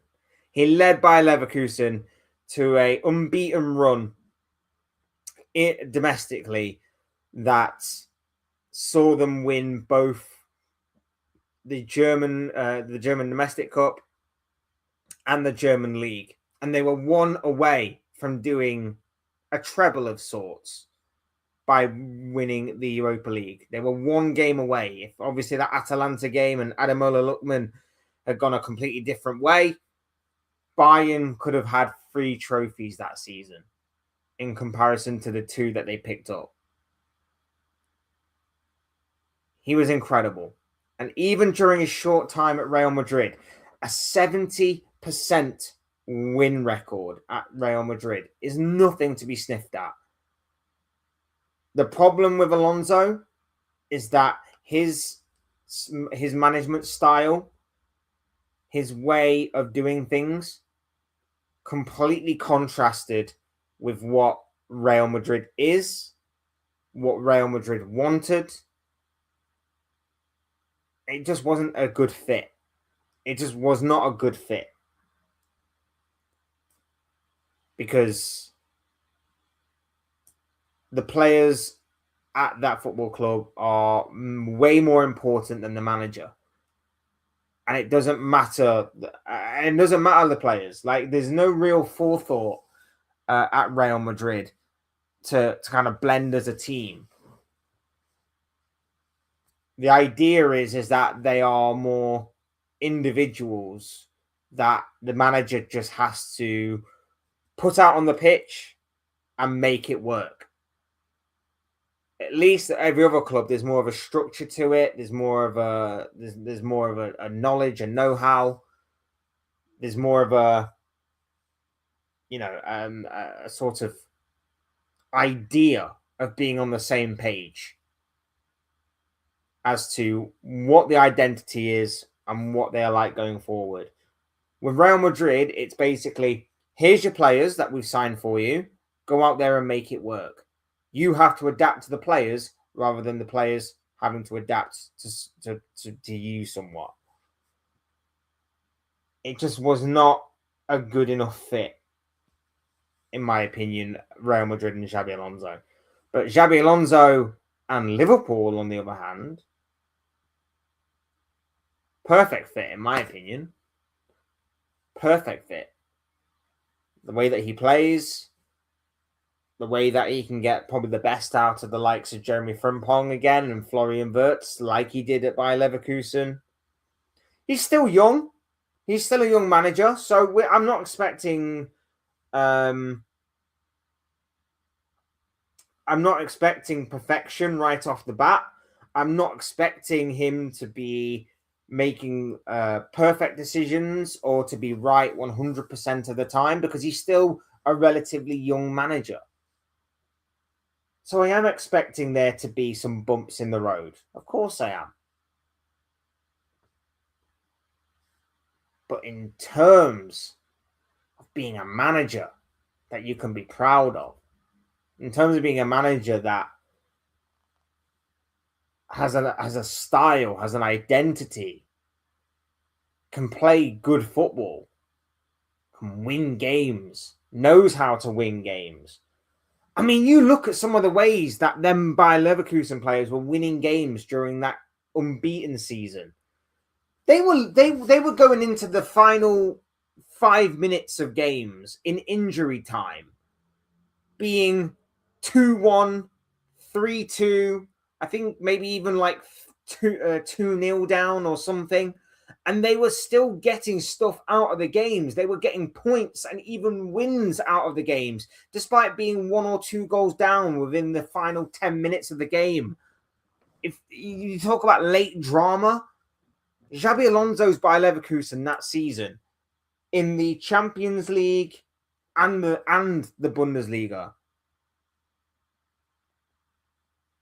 were insane.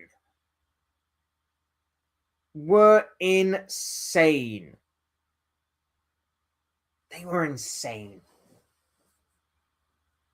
He would have them running through brick walls again. He would have them playing for the manager again. He is a better man manager, man motivator than what Slot is. You know what Slot is good at? Tactical approach. To an extent. He probably would.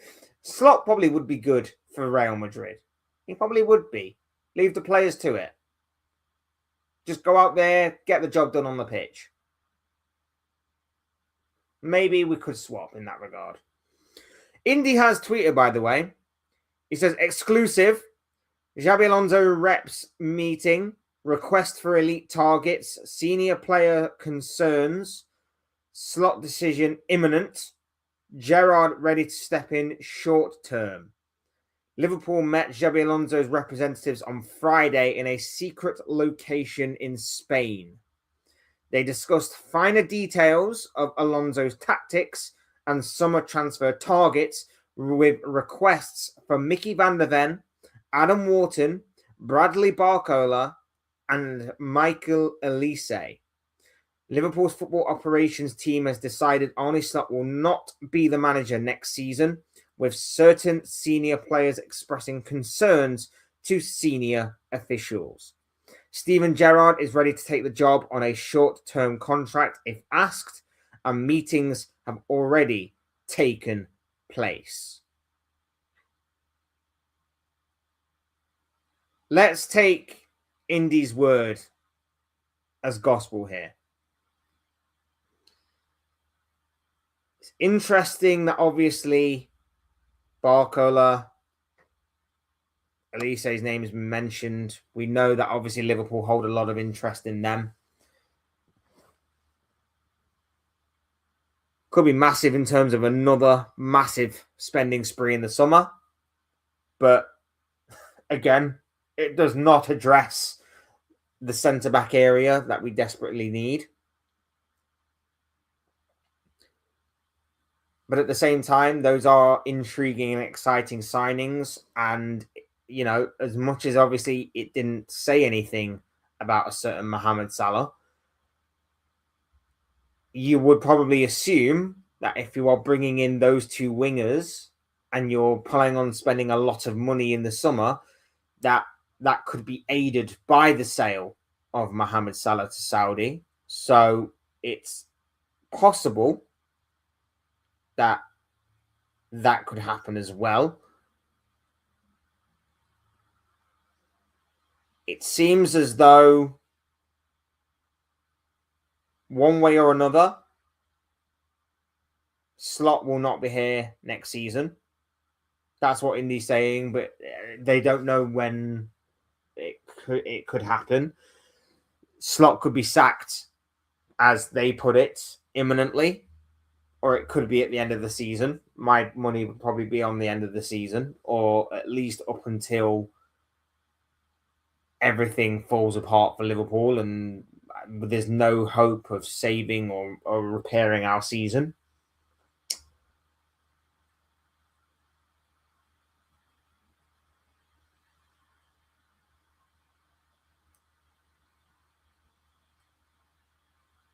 But the intriguing part is, if we're so sold on Alonso, why does Gerrard have to be the interim manager on a short-term contract? Why? Why? He's available right here and right now. Unless, of course, Alonso wants to take a break, which is very much entitled to do so.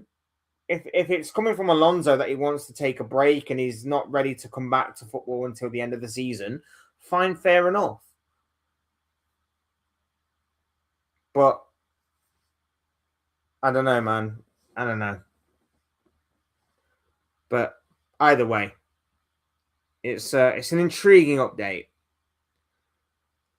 What if Liverpool win the Champions League this year? For me, it would depend on what we do in other competitions. If we don't get top 5, he has to go. It's a bit like the Spurs situation of last year. Like, you can put all your eggs in the European basket. Fine, fair enough. But, like, you've got to look at the bigger picture. Because as incredible as it would be to win our 7th Champions League, is it going to be a sustainable model going forward? Or has he just basically done it out of desperation?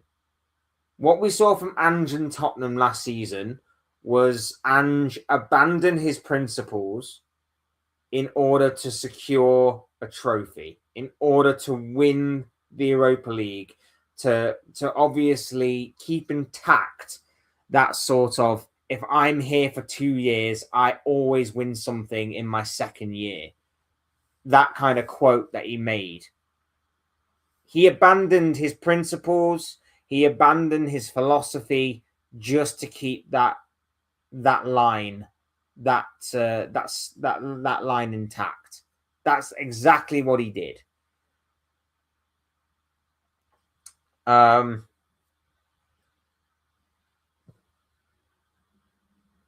Slot, as we've seen this season, is doing pretty much the same thing.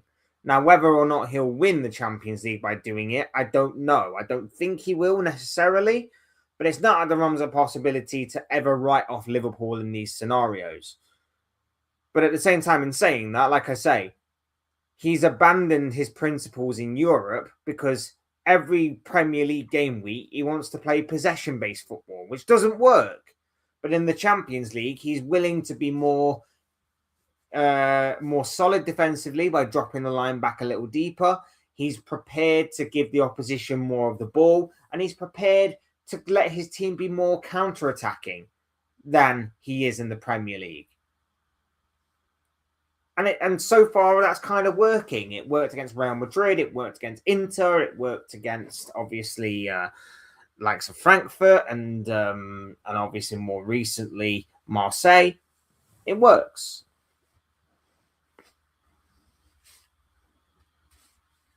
But he's abandoned his principles to do it. Unless he's prepared to fully abandon his principles in the league, it's not sustainable.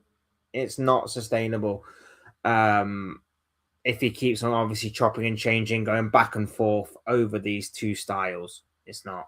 Anyway, big up, Marco. Hope you're doing well, my bro. Glad to have you here with us. Lovely to always see you, my friend. Hope you're doing well.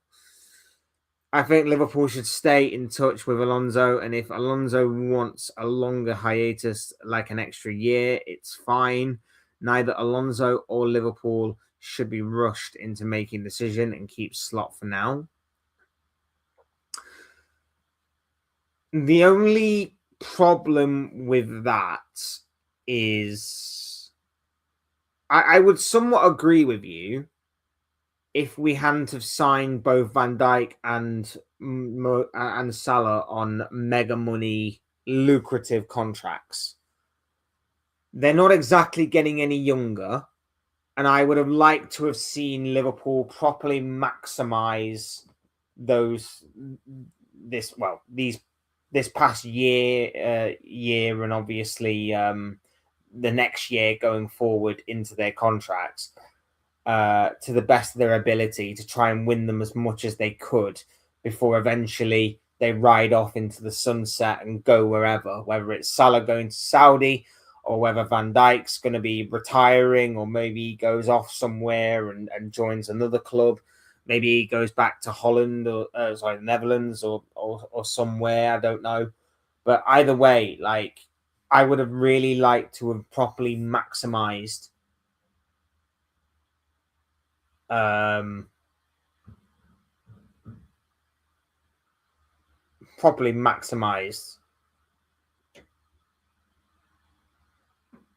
what is going on right now with Salah and Van Dijk and the new contracts that they signed.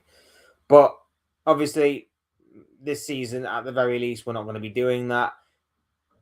The chances are is that I'm becoming increasingly under the impression that Salah's going to be leaving in the summer. I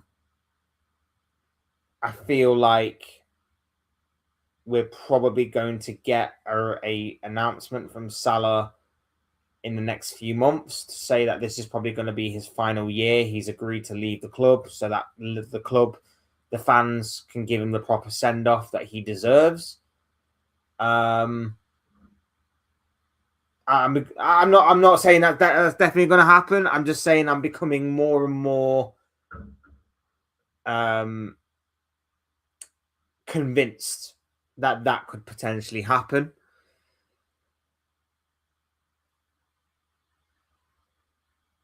But yeah, I'm hoping that we make the right call on this. I'm hoping we make the right call on this, and that is Alonso in, Slot out.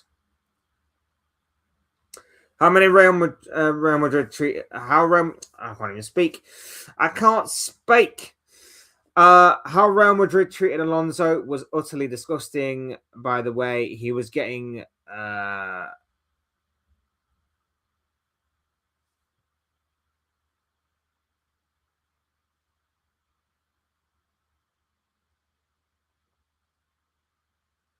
and was still in La Liga and Champions League. The team could not handle his work ethic. If Liverpool get him, they should give him time.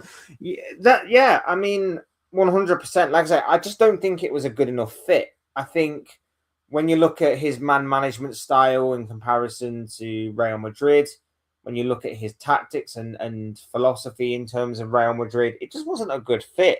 And like you say, they just weren't prepared to work hard. Those Real Madrid players were just not prepared to work hard.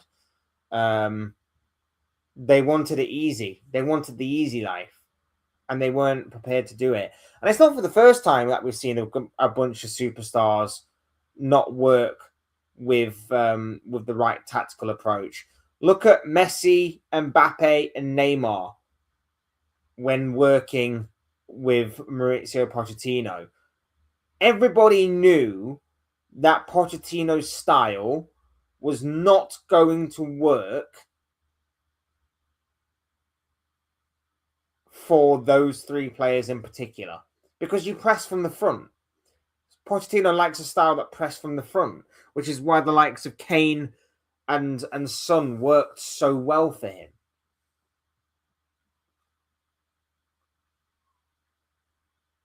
But yet PSG still decided to hire him with that front three and hope that it would work in Europe. Whether it was the hope that Pochettino would change his style, or whether it was the hope that for somehow, some way, some reason, the manager would the manager would change the playing style of all three of them players to be more workhorses and press from the front. I don't know, but either way, it was delusion on both sides that they would do that. So I don't even know. I genuinely don't know. But like I say, it's not for the first time that we've seen big clubs, big players, big egos not quite work with certain managers and certain styles. And that's just the beauty of football. That's why I keep saying there's more than one way to win a football match. If it was the same, if there weren't different styles, if there weren't different ways of playing, it would all be boring, wouldn't it? It would all be boring. We'd be sat here watching the same game over and over again, regardless of the league, regardless of the country, and regardless of anything to do with geographical location. We'd just be here watching the same game every week, and it would be boring in the end. It really, really would. So yeah, that's why we love it so much. I can imagine Alonso has fallen out of love with football for a bit now. He probably envisioned his time at Real Madrid differently. It was due to no fault of his own. Sooner or later, he will be at Liverpool. And I, for one, hope you are 100% completely and utterly right in that statement right there. I hope that is the case, my bro, because, like I said, I think Liverpool will treat him better. I think Liverpool will treat him a lot differently than what Real Madrid did. The guy had a 70% win rate at Madrid in 30 games. That is the highest of any Real Madrid manager, I believe, in that amount of time. That is the highest, I believe, that any Real Madrid manager has achieved. This guy is special. This guy could potentially become the next best thing in the managerial game of football as we know it today. It genuinely could happen. And I'm just praying that Liverpool get ahead of the curve on this one and we don't let this opportunity slip through our fingers. Because if we do, long term, we're going to regret it. Long term, we're going to be kicking ourselves. I don't want to see us do that. I really do want to get ahead on this one. I really, really do. Because, you know, as much as I would love Luis Enrique, and he still would be my number one choice, I think there is more longevity in Alonso than there is Luis Enrique. I think Enrique is more of a guarantee, and that's where the back and forth comes in. I think nothing's ever a guarantee in football, but I think if you were to bring in Enrique, I think he's got something about him that makes him more of a guarantee of success more than Alonso. But I think if you can get that success out of Alonso, I think he'll be more longevity-wise inclined to stay at the club longer than what Enrique would. I feel like you could get 5, 6, 7, 8, 9, 10 years maybe out of Alonso. You'd probably only get about 3, maybe 4 out of Enrique at most. So, yeah, it is kind of a back and forth on that one. But at the same time, like I say, I want him at my club. I want him at Liverpool Football Club. I would love him. I would adore him at Liverpool. And I'm hoping that Liverpool make the right decision. I'm really hoping Liverpool make the right decision. Am I holding my breath on it? Not really. Not really. But, yeah. We shall see.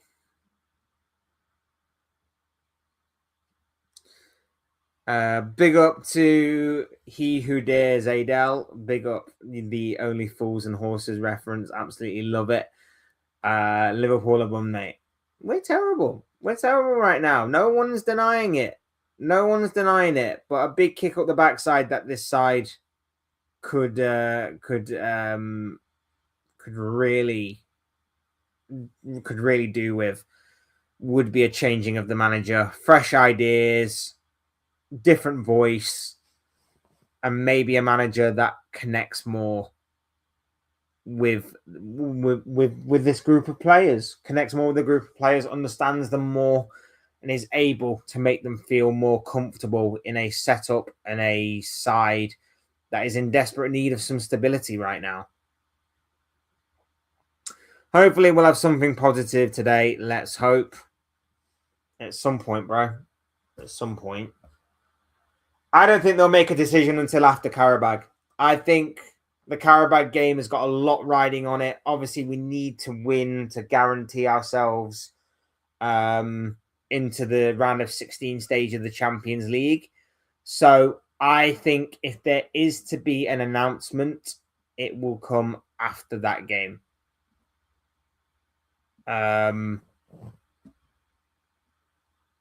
That's just my personal feeling on it. I hope to be back later on today talking about major developments, whatever they may be. But I do think that I do think that the Carabao game is going to that will probably still be in charge of that game, and then a decision will come out after that.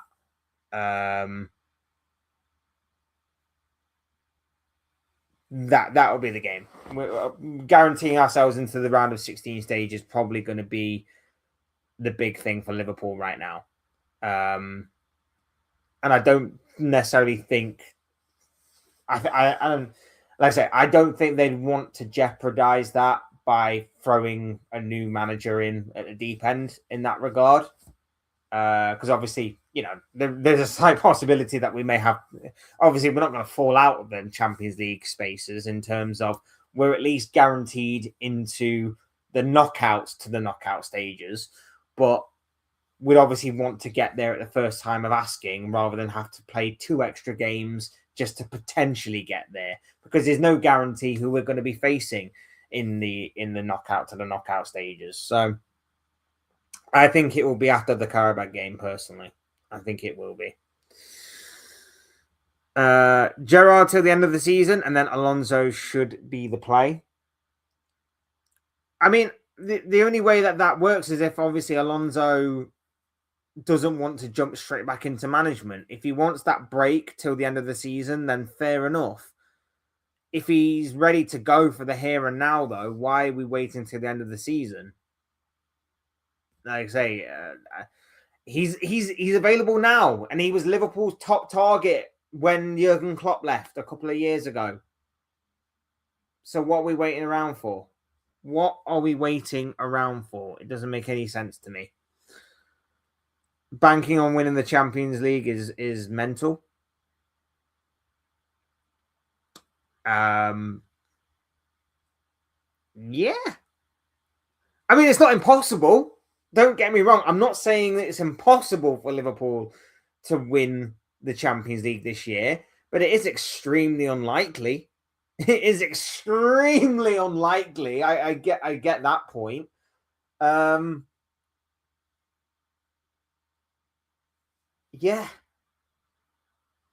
I get it. I get it. But I think Liverpool will take. Let's say I think Liverpool will take his ages. I think if there is to be an announcement on Slot, it will come after the Carabao game. It will come after the Carabao game. I think the club want as much focus on that game as possible. They want to get that win that will guarantee them into the next round of the competition. I think they just want to get that game out of the way and done with. And then they'll probably make a decision maybe Thursday. I know we've got a big game against Newcastle coming up, but the Carabao game is probably more important given the state of the league right now and given the state of our Champions League campaign right now. So we shall wait and see maybe on Thursday what is to occur. Again, we'll be back Thursday talking about that game. I'm hoping it will be positive. I'm hoping it will be, hey, we won. We're into the next round of the Champions League. Great. But I genuinely don't know anymore. I don't go into any game feeling confident. I really, really don't anymore. And that's not how I should be feeling, being the Premier League defending champions, as well as spending 450 odd million in the summer. I should be going into every single game confident that we win. Maybe the odd 1 or 2 games here and there where I go, you know what? A draw will be a good result. But for the vast majority of games, I should be going in feeling confident. But I don't anymore. I really don't. And that is not how I should be feeling. Fair point. Regarding Alonso being available now, yeah, if he wants to jump straight back in, then sure. I just meant if he didn't, then Gerrard is interim. I'd be more happy. Yeah, I mean, like I agree with you. If he doesn't want to jump back into management straight away, he wants a bit of time off. Maybe he wants some family time or something. Um, before he jumps back in the summer. Maybe he wants just a bit of rest from his time at Real Madrid. Fine, fair enough. I've got no problems and no issues with that. I completely agree with you. And Gerrard taking over from now until the end of the season, I wouldn't be against either because, like I said, I think this team does need some fresh ideas. I do think this team needs something to cling on to before the rot truly sets in. So I agree. I think an interim manager could work, and especially someone like Gerrard who gets the club, understands the club, and can motivate this team in a similar way to how he motivated the team back in 2005 to obviously come back from the dead to beat that phenomenal AC Milan side, something similar like that. We know he can do that. We know that there could be a possibility for that. And I'm sure the players will instantly respect him as a club legend. Some of the players idolize him as a player, so they will instantly respect him and be in awe of him and his stature. So I feel like that could very well be the case. Gerrard coming in would not be the worst thing to ever happen to Liverpool Football Club. In the modern era, that probably was Roy Hodgson. But I agree. I think Gerrard would be a very good interim. I think him being on standby to come in and swoop in, just in case Alonso just doesn't feel like he's ready to take over instantly, will be a decent move. I think the worst move would be keeping Slot and not rolling the dice. I think Liverpool need to roll the dice if they are to try and save their season. We've seen interim managers before win Champions Leagues, the most famous being Roberto Di Matteo at Chelsea. So it isn't out of the realms of possibility. You never rule out Liverpool in a Champions League aspect. You're 100% correct. He's earned the right to manage Liverpool or make as much of a mess as Slot is anyway. That's the point as well. No matter who we bring in, even if it's not Gerrard, doesn't matter who we bring in, it can't be any worse than what we're going through right now. Can it? Realistically, it can't be any worse than what we're going through right now. So, with that being said, the worst case scenario is that we bring in someone like a Gerrard who does a similar job to what we're seeing right now, only maybe with better football. I mean, put it this way. I think, haven't we only won like 5 games since September, October?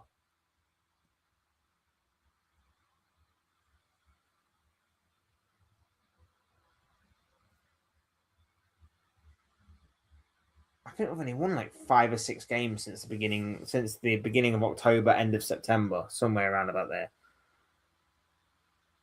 That's appalling. In the Premier League, that is, by the way. That is absolutely appalling.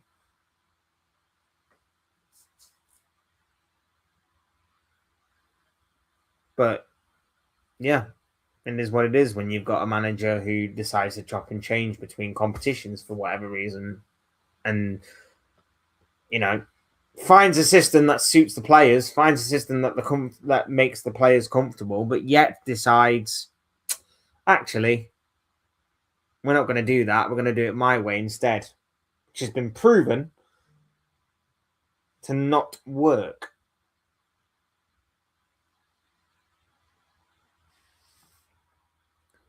And let's not forget, he was Klopp's under 21 manager as well. Yeah, that's a good point as well. I'm surprised he's not actually back with the club properly in that regard. Probably should be.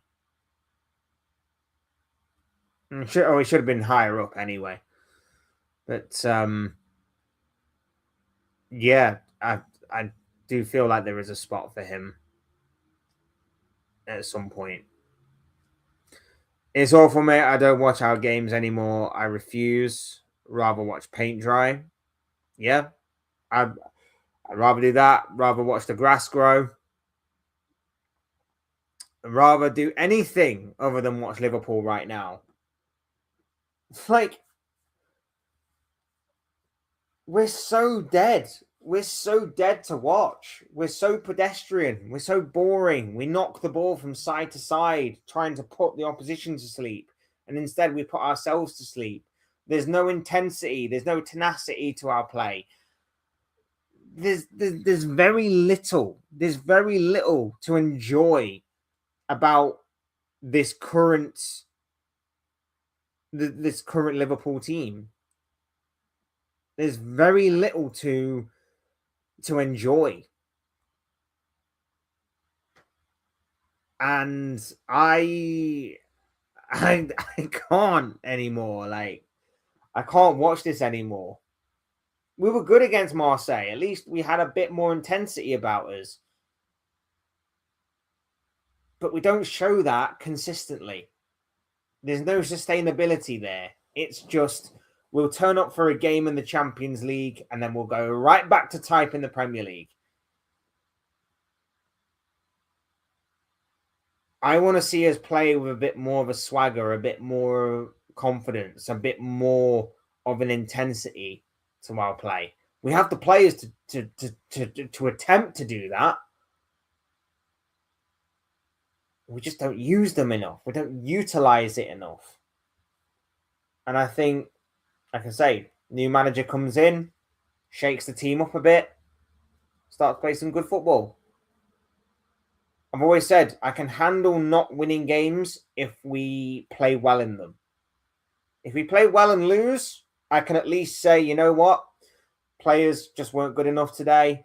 Players didn't have their shooting boots on today. Or I can just say that the opposition got a little bit fortunate, whatever the case may be. But we're not playing well and we're not winning games. That is where I draw the line and I have a problem. And the awful man management, destroying the players' morale, it's just the whole package of Slot is horrible, sucking up to the media. None of it is the Liverpool way.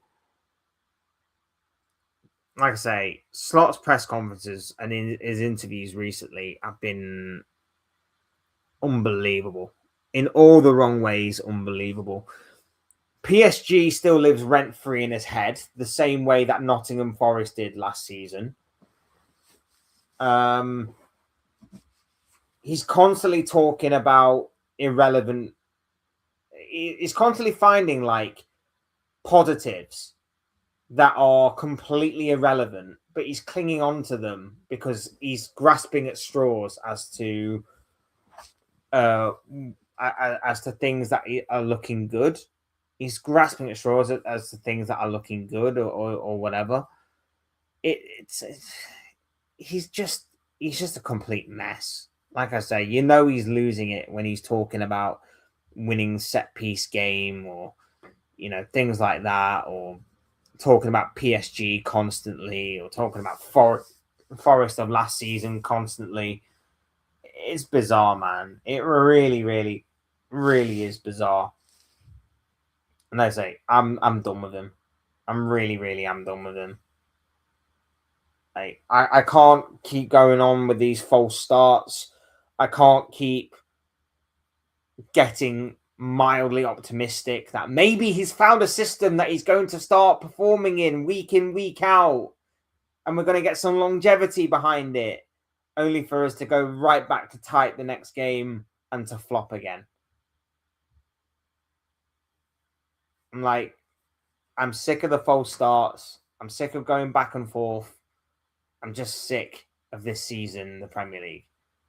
Sick of it. Sick of it, sick of it, sick of it, sick of it. All the squad wants to leave, and FSG are sat with their hands in their very full pockets. Yeah. Like I said, they didn't see Mark Gahey as a viable option in the January market. £20 million, Mark Gahey, who, by the way, is only on 300k a week because he was worth £20 million. City could afford to put him on 300k a week because his price tag was very, very low for an England international who is competent with the ball at his feet, who is a leader, good in the air at both ends of the pitch, and is just an all-round brilliant defender who is consistent and also 25 years of age. So you're going to get 5.5 years and maybe even more out of Mark Gahey. And guess what? Even if you just get the 5.5 years, it's going to cost you no more than roughly about 105, 110 million. Which for a defender with that much competency, consistency, and overall play is a steal in comparison to what we're going to have to do now in the transfer window of the summer, which is go to Tottenham and go, how much do you want for Van der Ven? Oh, you want 80 million for Van der Ven? He wants me on 200k a week, does he? Fine, fair enough. Here's your 80k. Here's your 200k Van der Ven. As much as a great defender as what you are, and I do rate you highly, we're having to spend more on a defender like him than what City have done on a defender like Gahey. And I'm meant to sit here and go, well done, FSG. Well done. Good business. Great business. Fantastic business. Here's your red nose. Here's your clown makeup. You absolute bunch of frauds.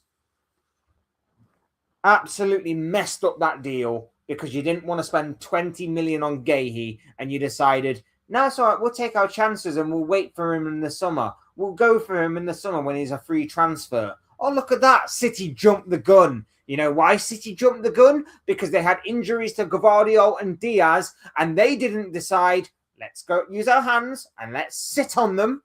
Let's sit on our hands because sitting on them is better than doing something. We should have learnt this mistake a few years ago when we signed Ozan Kabak and Ben Davies on deadline day. We should have learned that mistake, shouldn't we? But we didn't. We didn't. And like I say, if it turns up in the next 24 to 48 hours or so, or maybe even the game against Qarabag, where Konate or Van Dijk both or one of them gets injured, Jesus Christ, we are in some serious trouble in that department yet again. But hey, you don't see Mark Gahey for 20 million as a marketable opportunity. Instead, you want to see a marketable opportunity in a player that is now going to be worth double, triple, or even quadruple that amount of money in the summer transfer window. That's what you see marketable opportunity in.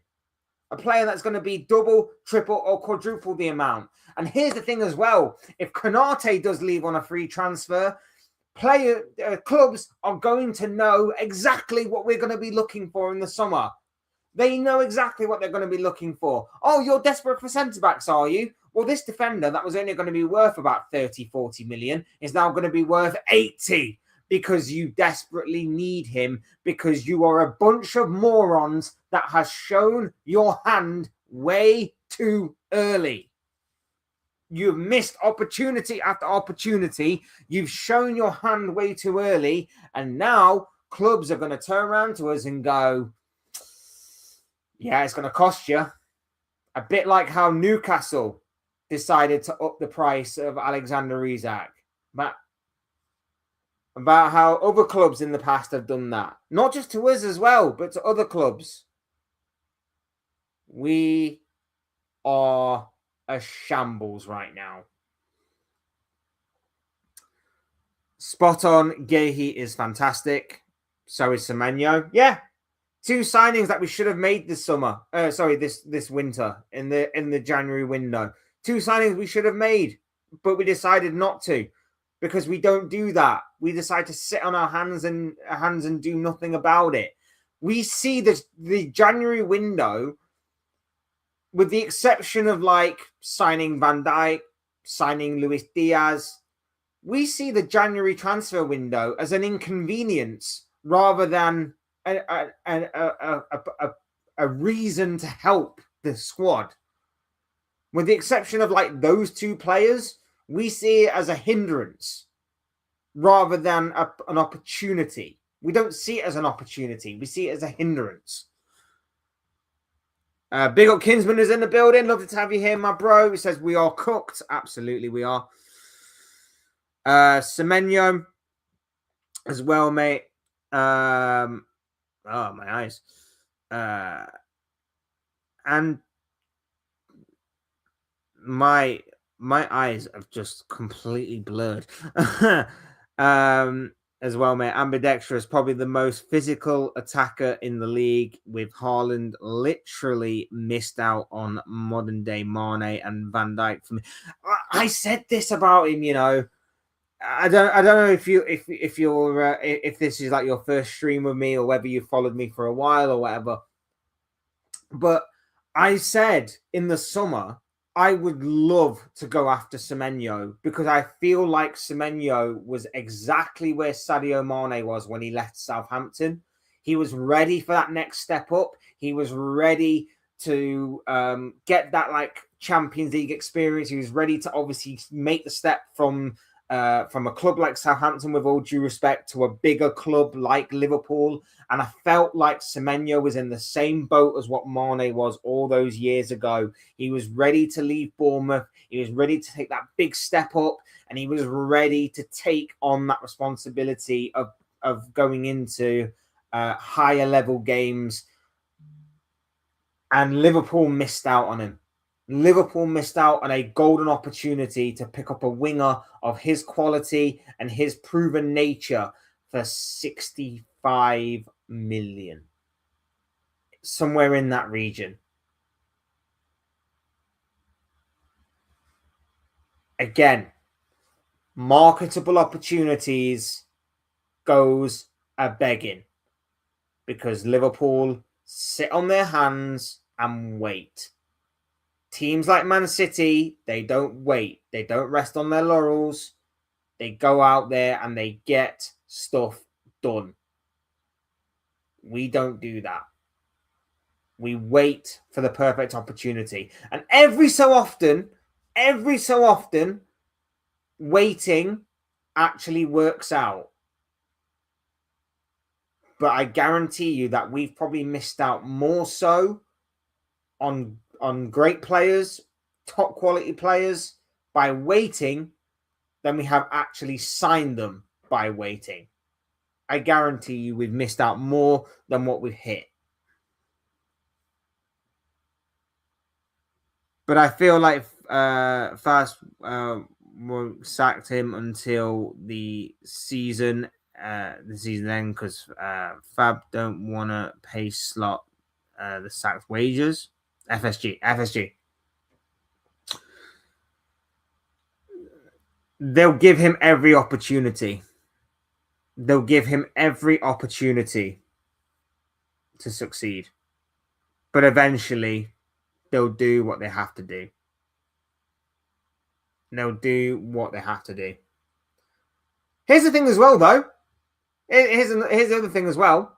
We know that Liverpool have got 35 million lying around. We know they've got 35 million lying around. How do we know they've got 35 million lying around? Because they were going to use that 35 million to go and get Gahey in the summer. Then that transfer broke down because Crystal Palace pulled the plug on it.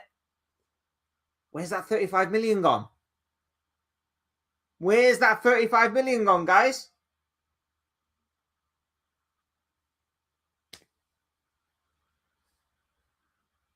Just saying. I'm just saying we've got 35 million and 200k to spend on wages.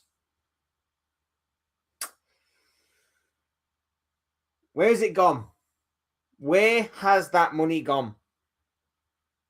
You know, the money that you could have partitioned with in order to spend on Gahey in the January window. We know we've got 35 million to spend at the very least. At the very, very least, we have 35 million to spend on. Also, fun fact, 2 years ago, Klopp announced that he was stepping down at the end of the season. Till this day, I miss him. I miss him too, man. I miss him too. Look, we're going to wrap up there. Absolutely amazing stream. Appreciate each and every single one of you for being here. You guys are absolutely outstanding. You guys are absolutely amazing. And I know the vast majority of you are Liverpool fans as well. So big shout out to you for stepping up, even if the club does not. Yeah. Like I say, big up to each and every single one of you. You guys are absolutely awesome. I can't thank you enough for being here. Can't thank you enough for tuning into this Monday morning stream. Content obviously coming up for the rest of the week. We'll be live on a few days. We'll drop videos on others as we build up to Liverpool versus Qarabağ, as well as obviously Liverpool versus Bournemouth, and obviously other topics that we're going to be discussing this week. I may talk a little bit about Man United with Michael Carrick. I may talk a little bit about Arsenal. May talk a little bit about other clubs as well in the meantime.